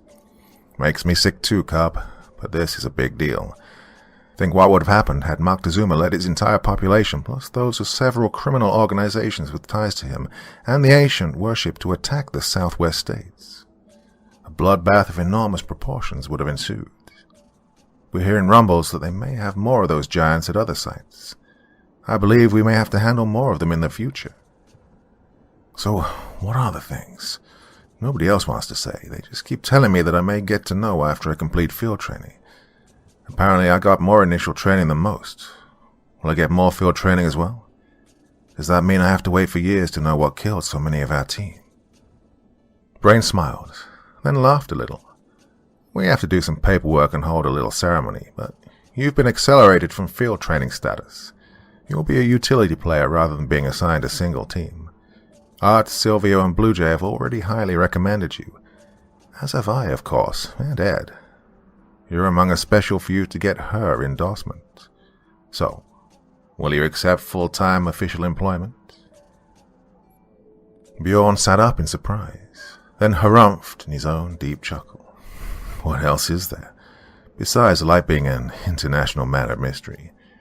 Beats being an internet sensation for all the wrong reasons. He ran his thumb along the collar of his sport coat. And besides, I get to dress better. Brain grinned. Excellent. We'll take care of the details, and when you're official, I'll give you the full dossier on what those things are. By the way, your next assignment will be pretty simple. Security for a technological team. There's been a biohazard incident up north. Involves a virus and mutations. Some guy encountered the beasties around some abandoned plants.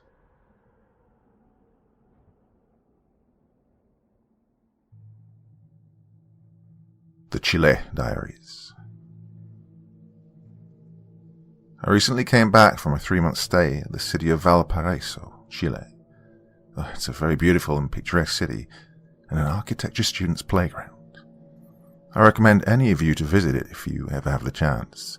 But what I'm here to share with you is a number of puzzling activities that occurred to me during my stay there, from October 4th to January 13th, 2009-10. I recorded these in a small diary, and am transcribing them as I go. October 6th, 2009. As my first full day here, I've decided to visit the funiculars. Note, these are inclined cable car-like elevators which were used during the city's mining boom. Now they're an historic heritage and tourist attraction. They work very nicely for their age, but the grinding and groaning makes them sound like they're about to give way at any moment. I wasn't exactly worried, but the locals assured me that they were all completely safe. If anything, it was a lot of fun. Went drinking with my contact later. There are lots of themed nightclubs here. I think I was just drunk, but I heard a lot of clanking and machine noises in the dead of night, around 3 a.m. Later today, I'll ask my contact if the funiculars work at that time for any reason. October 7th, 2009. So I asked M. Note, this was my contact and pseudo-tour guide in the city, if the funiculars work at 3 a.m. He said that there's no reason for them to work at that time. They're tourist attractions. There are 16 working funiculars. 15 for public use and 1 for the hospital's private use in case of emergency. However, it hasn't been used for ages because there are more practical methods to transfer patients and staff now. I didn't pursue this any further, thinking that maybe I'd imagined it. I read the paper that day to see if anything about the funiculars or the hospital elevator was mentioned, but well, it wasn't. Otherwise, it was a fun day, lots of sun. We walked around the main plaza, which is full of street artists, and pickpockets. I got my portrait drawn by one of the artists, and he said it was hard for him to draw foreigners because locals have a special sort of stare, different eyes from anyone else. So now I have an incredibly disturbing portrait of myself with blank spots where the eyes should be. I only paid him half the accorded price. October 11th, 2009. Valparaiso is full of labyrinthine walkways made of cobblestone. They're really thin and cover the whole city, but they're not recommended for walking around at night. Not as much because you might get mugged, but rather because you may get lost. A lot of paths in Valparaiso lead to dead ends or simply end in mid-air. I'm serious. I mostly admired the graffiti in the vine-covered houses. Visit Pablo Neruda's residence, an important Chilean poet and Nobel laureate. There's a lady who tends to her plants very early in the morning. It's weird because she has a very small house. The plants kind of overtake the place, and they have very thick vines, like a piece of jungle was cut out and placed on her front porch. She's short, stubby, wears a flower-patterned dress, and hums songs to herself. Well, she seems nice. October 15th, 2009. Valparaiso has a huge port with lots of gigantic cargo ships unloading their big coloured boxes. Watching all of this go on busy days is more fun than it sounds like. There are also lots of local managed tourist boats, so many of them that they form tight clusters close to the shore, so that you can use them as stepping stones, jumping from one boat to another, and actually get pretty far away from the shore.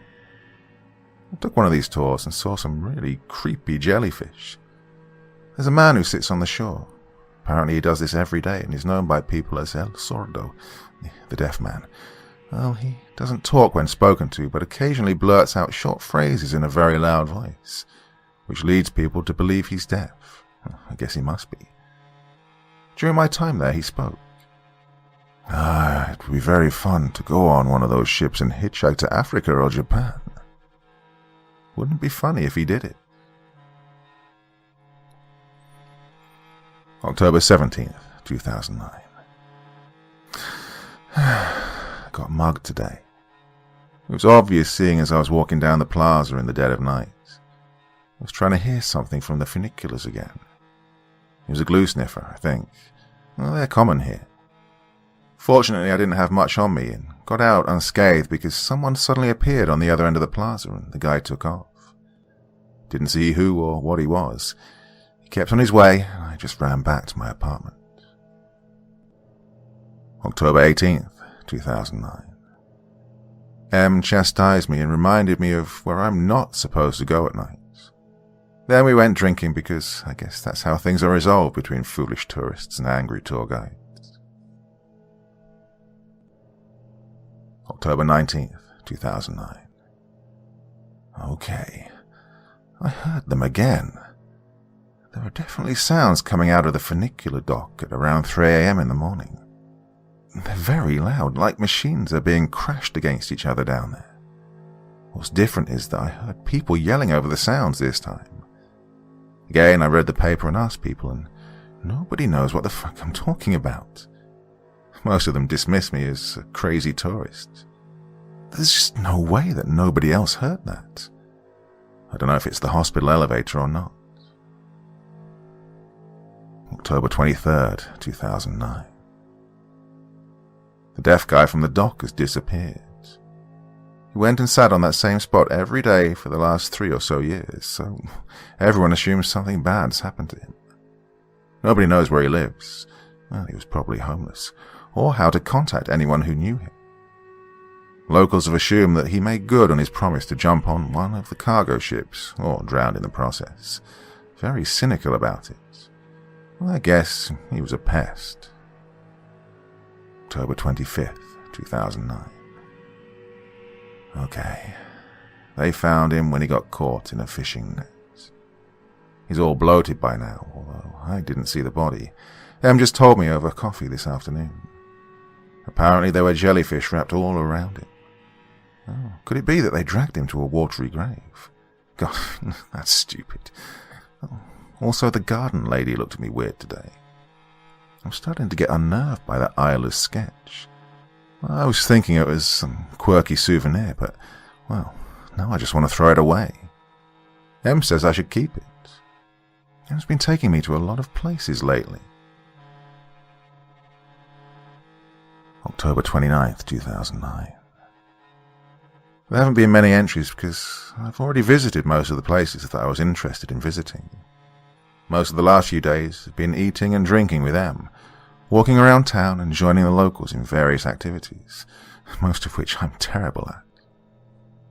I did convince Em to go on the funiculars again to see if I caught anything strange or interesting. I talked to the operator for about half an hour, and he says that the funiculars have never worked that late at night. He did mention in passing that there were originally about 26 of these elevators, many of which were torn down along with the old hospital, which was replaced by the currently working Carlos Van Buren Hospital. Apparently most of this was demolished after it became unusable thanks to the 1985 earthquake. I wasn't aware of this. I was thinking about doing some exploring since I'm getting bored. October 31st, 2009. Halloween's been really fun, but also very strange. When I got mugged, this guy showed up in the distance and saved me. And out of the corner of my eye, I saw someone dressed up, kind of looking at me a couple times. The plaza was full of people in strange costumes, so I never did as much as catch a glance of him. It would have been futile to try and chase him in the crowd. Him dressed up as a jellyfish. No, seriously. He did a bit of a sketch with a friend of his where they make a comedy out of the dead man from the doc's death. It was in pretty bad taste, if you ask me, but M's sense of humor continues to fascinate me, if nothing else. I asked him about the torn-down hospital in passing, and if any of it was left. Well, it turns out there is. I'm seriously considering doing some exploration now. Yeah, I think I heard the machine sounds again, but I'm pretty sure I was just dreaming this time. November 1st, 2009. I was drunk. I didn't notice that there were vines crawling up my apartment building. Nothing unusual here. I'm feeling pretty heavy-headed and hungover today. We'll ask about the hospital and the lady with the garden. November 4th, 2009. For the last few days, I've been gathering information about the torn-down hospital, the non-functional funicular elevators, and the earthquake of 1985. Mostly I asked M about it, and he gave me some background info, but I was cautious not to press too much, or he'd become suspicious of me wanting to go there. It's a dangerous area for sure, and if I get hurt or killed, it'll be at his expense, so obviously he'll do anything in his power to stop me. Most of the other recon was done at the very beautiful cafes and restaurants overseeing the city. A lot of them are managed by Europeans who backpacked their way here years ago and decided to stay. You know the type. Middle-aged, chain-smoking bohemians. Most of them were here during the earthquake and had seen some pretty scary stuff. Apparently a prison came tumbling down and a lot of the inmates escaped. Total chaos.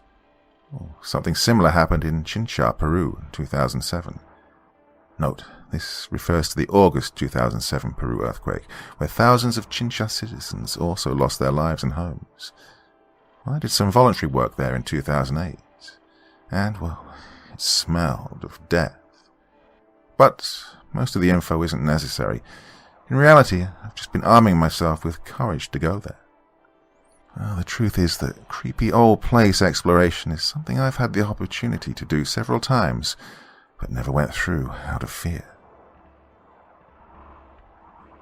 November 5th, 2009. I'm definitely going through with this. I have a basic outline of the area in my head from several reports from locals, and I have a flashlight and a pocket knife ready, although I'm not sure if that would be any use in defending me. Well, if this is my last diary entry, I sure will end up looking like an idiot. Well, I had to cancel an appointment with M tonight, so I fear that he'll be suspicious, but I doubt he'll know where I'm going. He doesn't have any way of contacting me, but hopefully he won't break into my apartment or something. Oh, and I saw something strange today. The sketch artist who drew my eyeless face seems to draw everyone incomplete. I saw him doing a portrait of this woman who was definitely a local, speaking Valparaiso vernacular, and her mouth was missing on her portrait. I guess he's a little crazy, or he thinks it's a cute gimmick. Well, it's sad because, well, my portrait's disturbing factor has gone down now. Okay, it's time to explore. November 23rd, 2009. I fell through the hole and into the basement of the abandoned hospital. Well, M figured that I'd go there and drag me to the functional hospital. I just woke up now. Everything's blurry. Nurses said I shouldn't strain my vision. My Spanish isn't so great, but I know they've been insulting me, as they tend to me. Well, I sort of deserve it for being so stupid. I haven't said anything. However, I remember hearing the sounds. I think I was getting closer. I'm having a strange recurring hallucination where black tendrils start crawling up the room walls of my bed. Someone stands at the doorway laughing sometimes. November 25th, 2009. Feeling a little better now, but still hallucinating or dreaming, not sure. Em contacted my family to let them know I'm fine. Family kind of bitched at him over the phone, although I told them it was my fault. They want me to come back as soon as I'm discharged, but I'm not doing it. I offered to pay M the full 3-month fee right then, so he would no longer be responsible for me, but he strangely turned me down. My eyes are having trouble focusing on anything right now, so I'm writing really big. Starting to have auditory hallucinations. I think I'm remembering things about the hospital exploration night slowly, but I'm not sure what's real and what isn't. November 30th, 2009. Had a bit of a relapse and was having trouble staying up. The garden lady left me flowers while I was out. Em told me. That's so nice of her.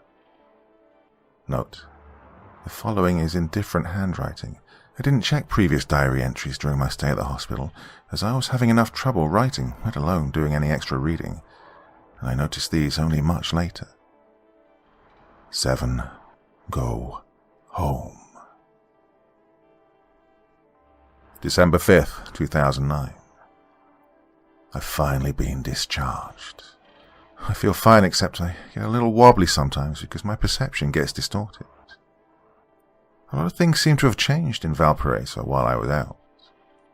I haven't seen Garden Lady tending to her plants. They're growing a bit out of hand. The vines around my building have gotten really out of hand. I asked other residents if anyone was planning on trimming them, but they say it's been like that forever. There's another man who does about exactly the same thing as the guy who drowned. Sits on the port all day and occasionally says things.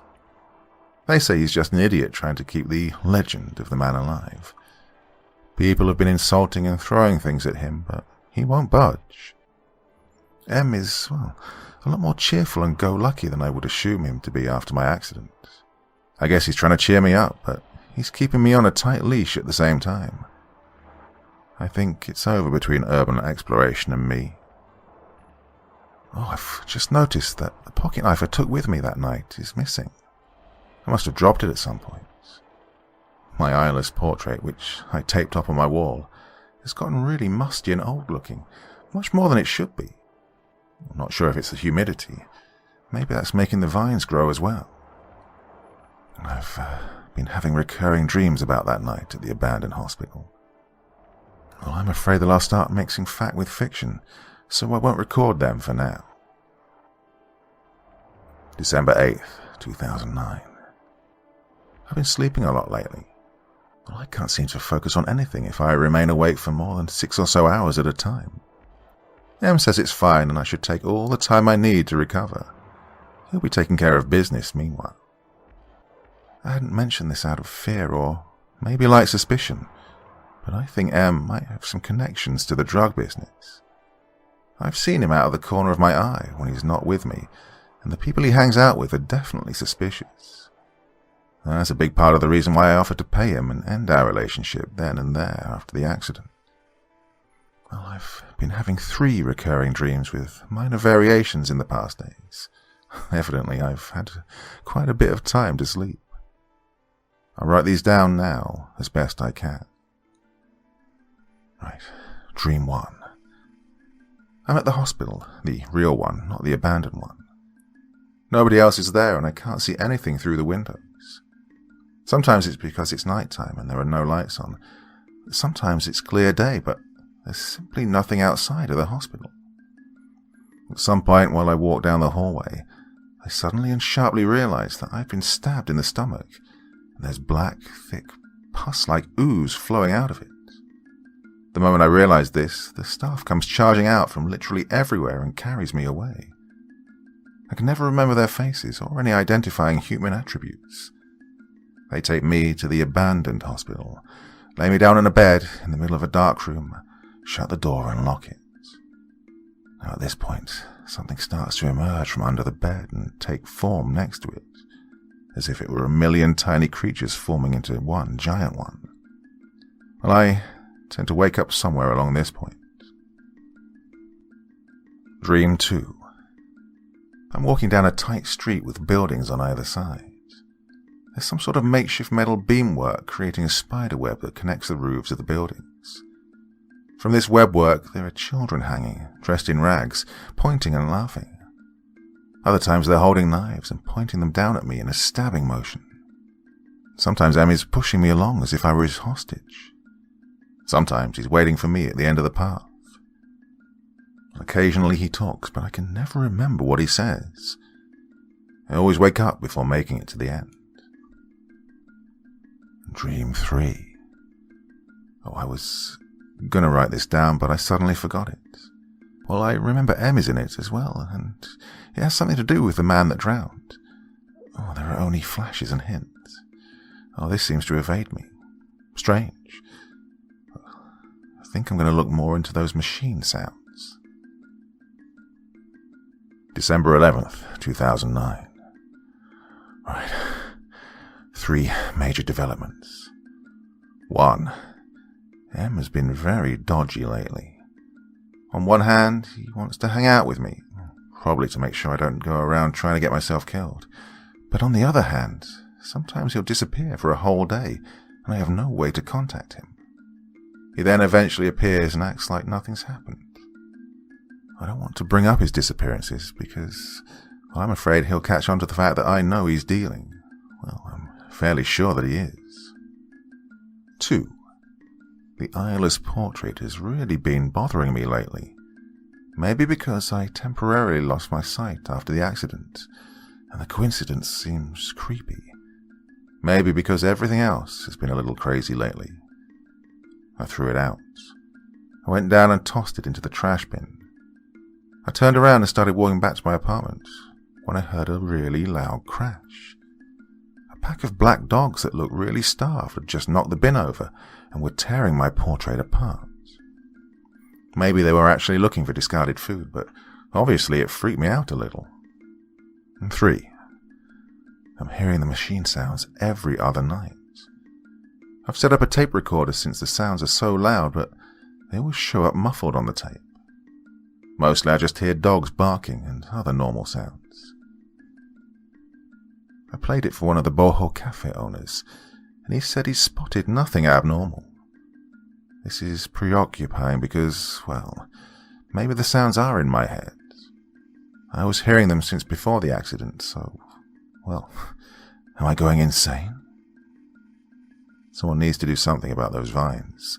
They're getting all the way up to the 2nd story and closer to my room. December 15th, 2009. Oh, the garden lady went crazy.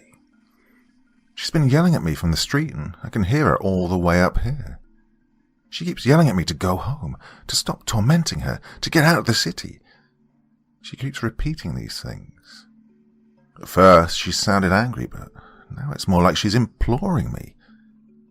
I write this as she continues to scream, so I'm a little shaky while writing it. I already told the super to not let her in. I think he's calling the police or an ambulance. Oh, she's red and shaking really bad. I feel really bad for her. Didn't do anything to her, so there's no reason for her to be doing all this at all, but I'm still worried and scared, and I feel a little guilty. A few pages left blank. They took her away. Another resident assured me that she'd been senile for a while, but he still seemed wary of me. I just realized that I think the man who saved me from that drugged mugger was the sketch artist. He just walked by my building. Oh, I haven't left my apartment all day. Thankfully, he couldn't have seen his portrait in the trash. That would have been unnecessarily hurtful, even if he does draw people without eyes or mouths out of some sick sense of humor. Well, I'm going to sleep all this away now. I have a horrible pounding headache. December 17th, 2009. finally left my apartment today, and the vines are just below my windows. They've grown thicker and darker, like they've been injected with plant steroids or something. Out of morbid curiosity and slight concern, I checked out the old lady's house. Well, it's abandoned. She's been taken away, and apparently she didn't leave it to anyone. Well, it's covered in these thick black vines, thicker and more monstrous than the ones at my building, like they've been given some more time to grow. Well, they've grown wildly. They're creeping into the house and growing over windows. It's kind of disgusting. It's almost like they pulsate. I asked M, and he said these plants grow sometimes where there's very high humidity, but I haven't noticed them anywhere else in the city. There's a growing sense of urgency in my gut.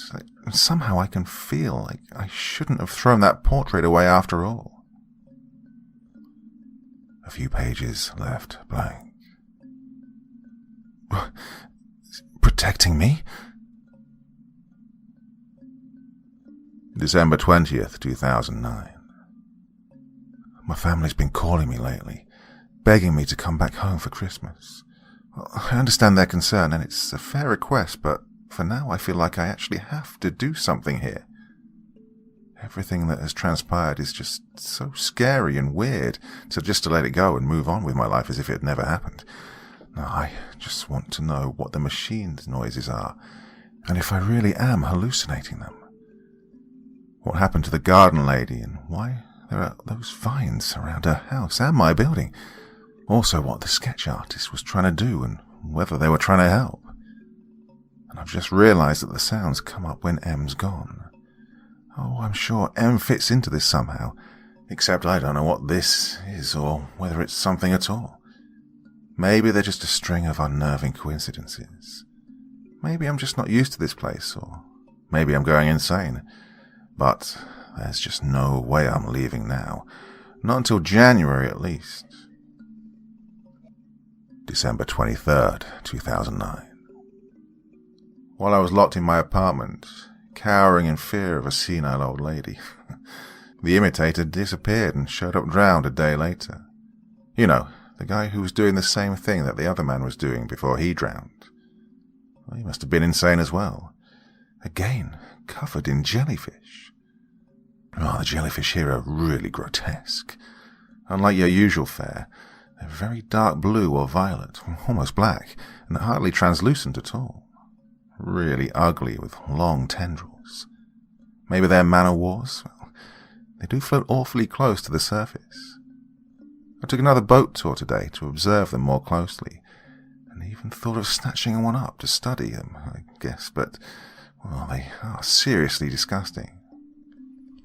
In other news, M is gone again, and I'm ready to go through with my investigation. I think I'm going to visit the hospital, the functioning, normal, definitely not haunted hospital, during the day and just do some snooping around, yes, if I don't get kicked out. At this point I've stopped caring about consequences. I'll be out of here in a couple of weeks anyway. December 25th, 2009. Oh, Merry Christmas to myself. I have a pounding headache and I'm starting to get woozy when I walk for too long again. I fear that my accident may have left me with a condition of some sort.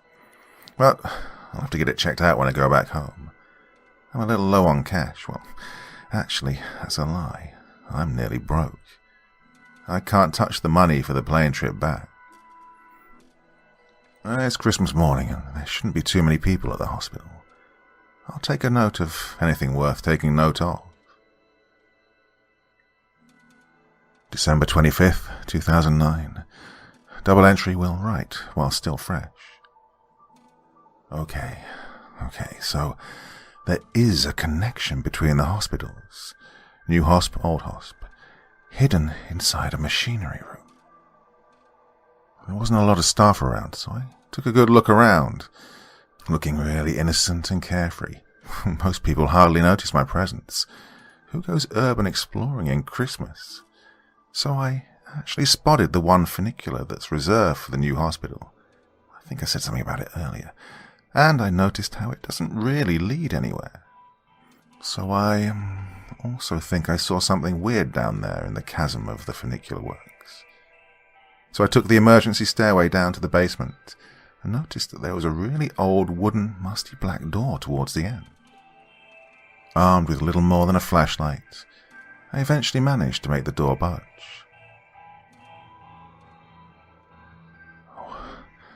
There is a network of vines under the structure. Note, this is underlined twice. Behind that door is a wooden walkway, like a pair of planks suspended over a chasm, and the planks lead to the abandoned hospital exactly to the basement where I fell that night. And in this chasm there are tons of millions of writhing black vines. I saw gears and machinery down there as well, all around me. Maybe it's the inner workings of the funicular system. Oh, and then I heard movement, and I got the fuck out of there. I think this is where the sounds are coming from. It's all extremely sinister. Well, M found me when I fell, so does he know about this? December 26th, 2009. Christmas has come and passed. Suspiciously, M didn't show up. Soon the Valparaiso Festival will begin, which is one big party during the last 3 days of the year. I don't think I'll have much time or space to do anything at that point, so I'll have to work fast. First of all, the place was essentially as I described it, although I'm a little more collected now. It's a wide, pitch-black opening that connects the basement of the abandoned hospital and the current hospital. The walkway consists of 2 wooden planks. I couldn't see the bottom of the chasm below. I could see that the walls were covered in vines and there were lots of machinery above and around me. I ran when it started working and left the hospital immediately. I'm not sure what to make of this. They looked like they were moving. The vines, I mean. Were those really jellyfish? December 27th, 2009. Well, it finally happened. I caught M in the act today, sniffing something out of a jar in an alleyway. I turned around and ran away before he could notice me.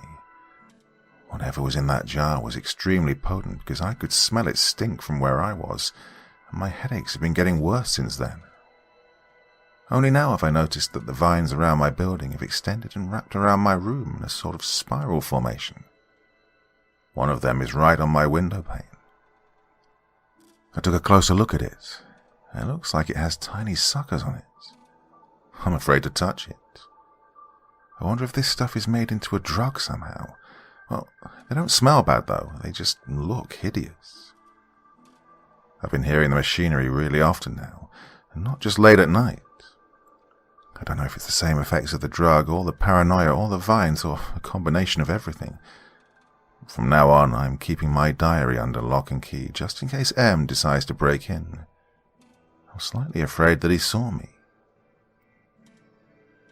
December 28th, 2009. M looked angry today. He finally showed up and we went to the beach to unwind.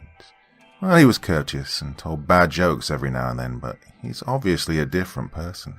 And his eyes look a little dead and milky. I guess his addiction has gotten worse. At this point, I am in a genuinely dangerous situation. The best thing is to simply appease any suspicions M may have and go out with him during the following 3 festival days.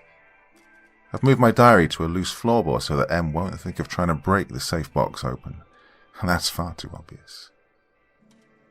Now, if this is my last entry, what happened to me will almost certainly not have been supernatural. 1st of January, 2010. I can no longer be around M. After the fireworks show yesterday at the pier, he was kind of drunk, but I also think kind of high, and he simply pushed me into the water, just like that. It was cold as fuck, and I started yelling at him for being a retard and a jackass, and I'm afraid I may have called him a junkie at some point as well, but I seriously hope not.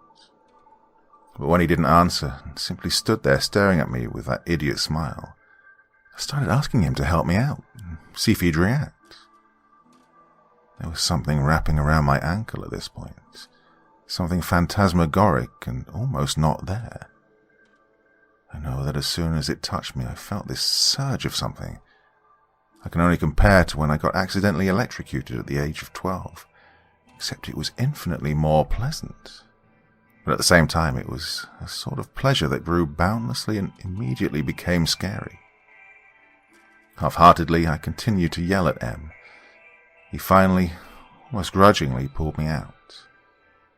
Whatever was wrapped around my ankle seemed to disintegrate, like it wasn't really there.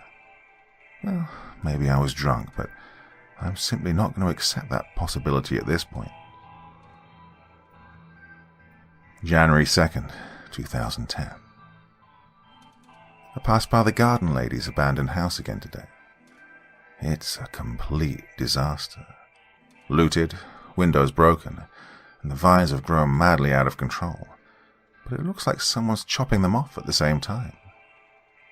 The vines around my apartment have stopped growing, but sometimes the boards and windows groan like they're actually tightening their grip around the building.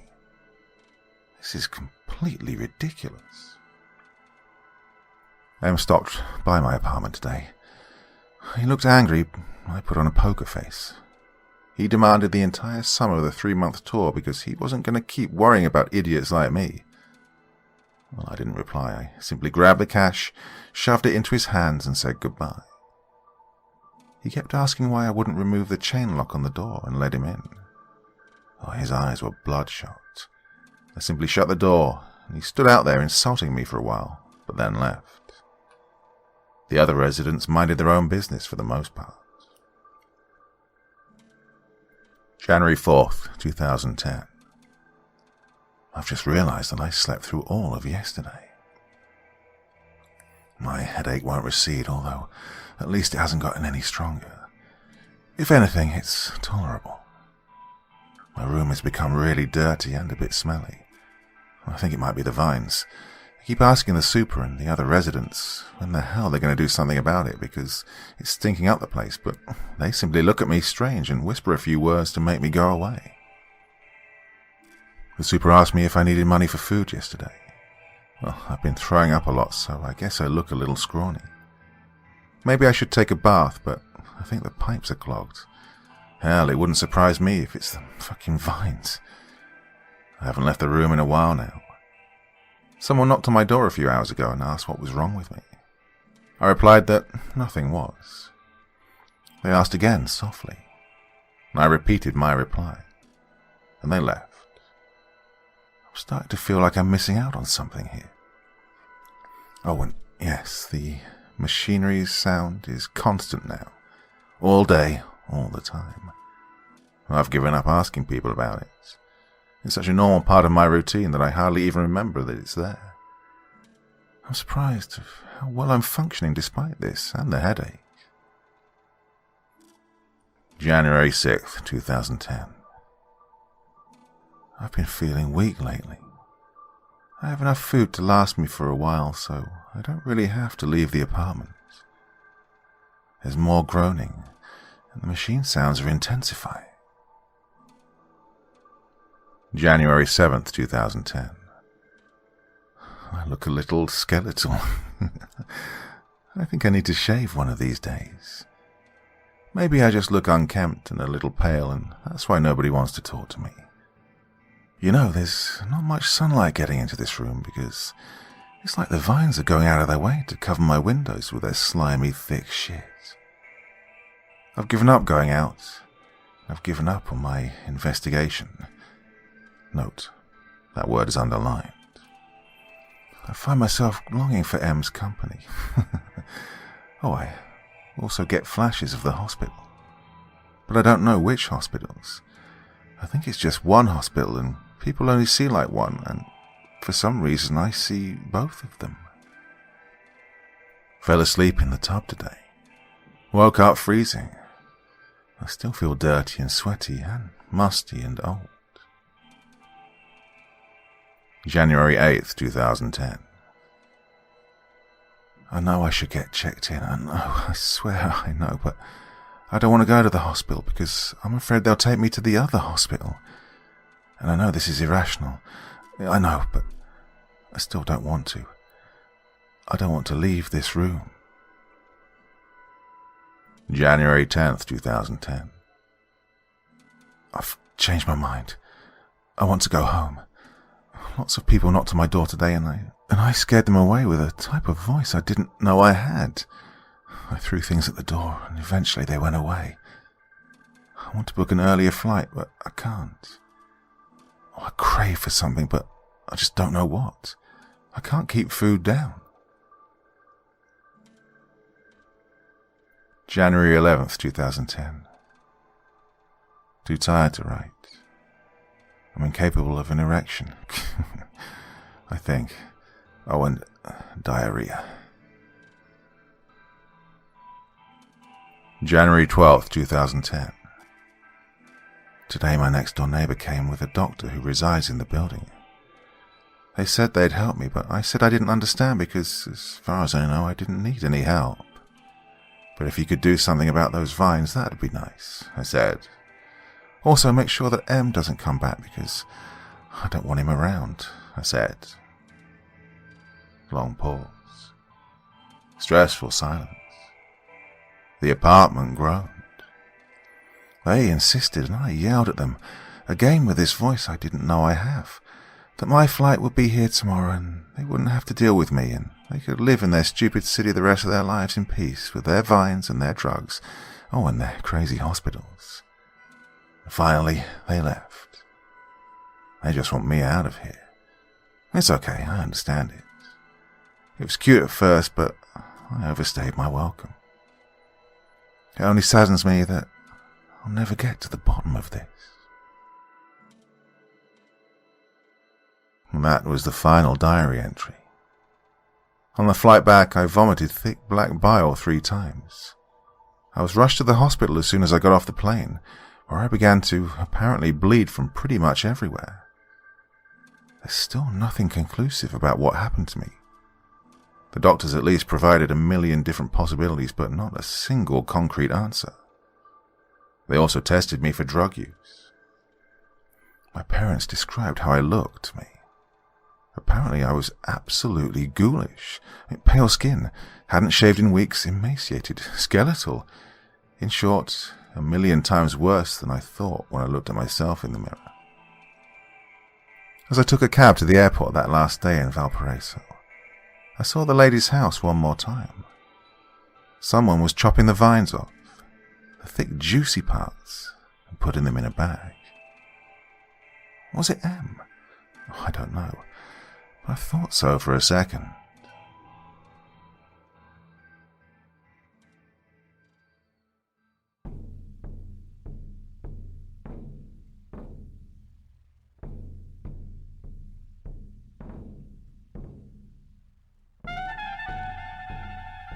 And so once again, we reach the end of tonight's podcast.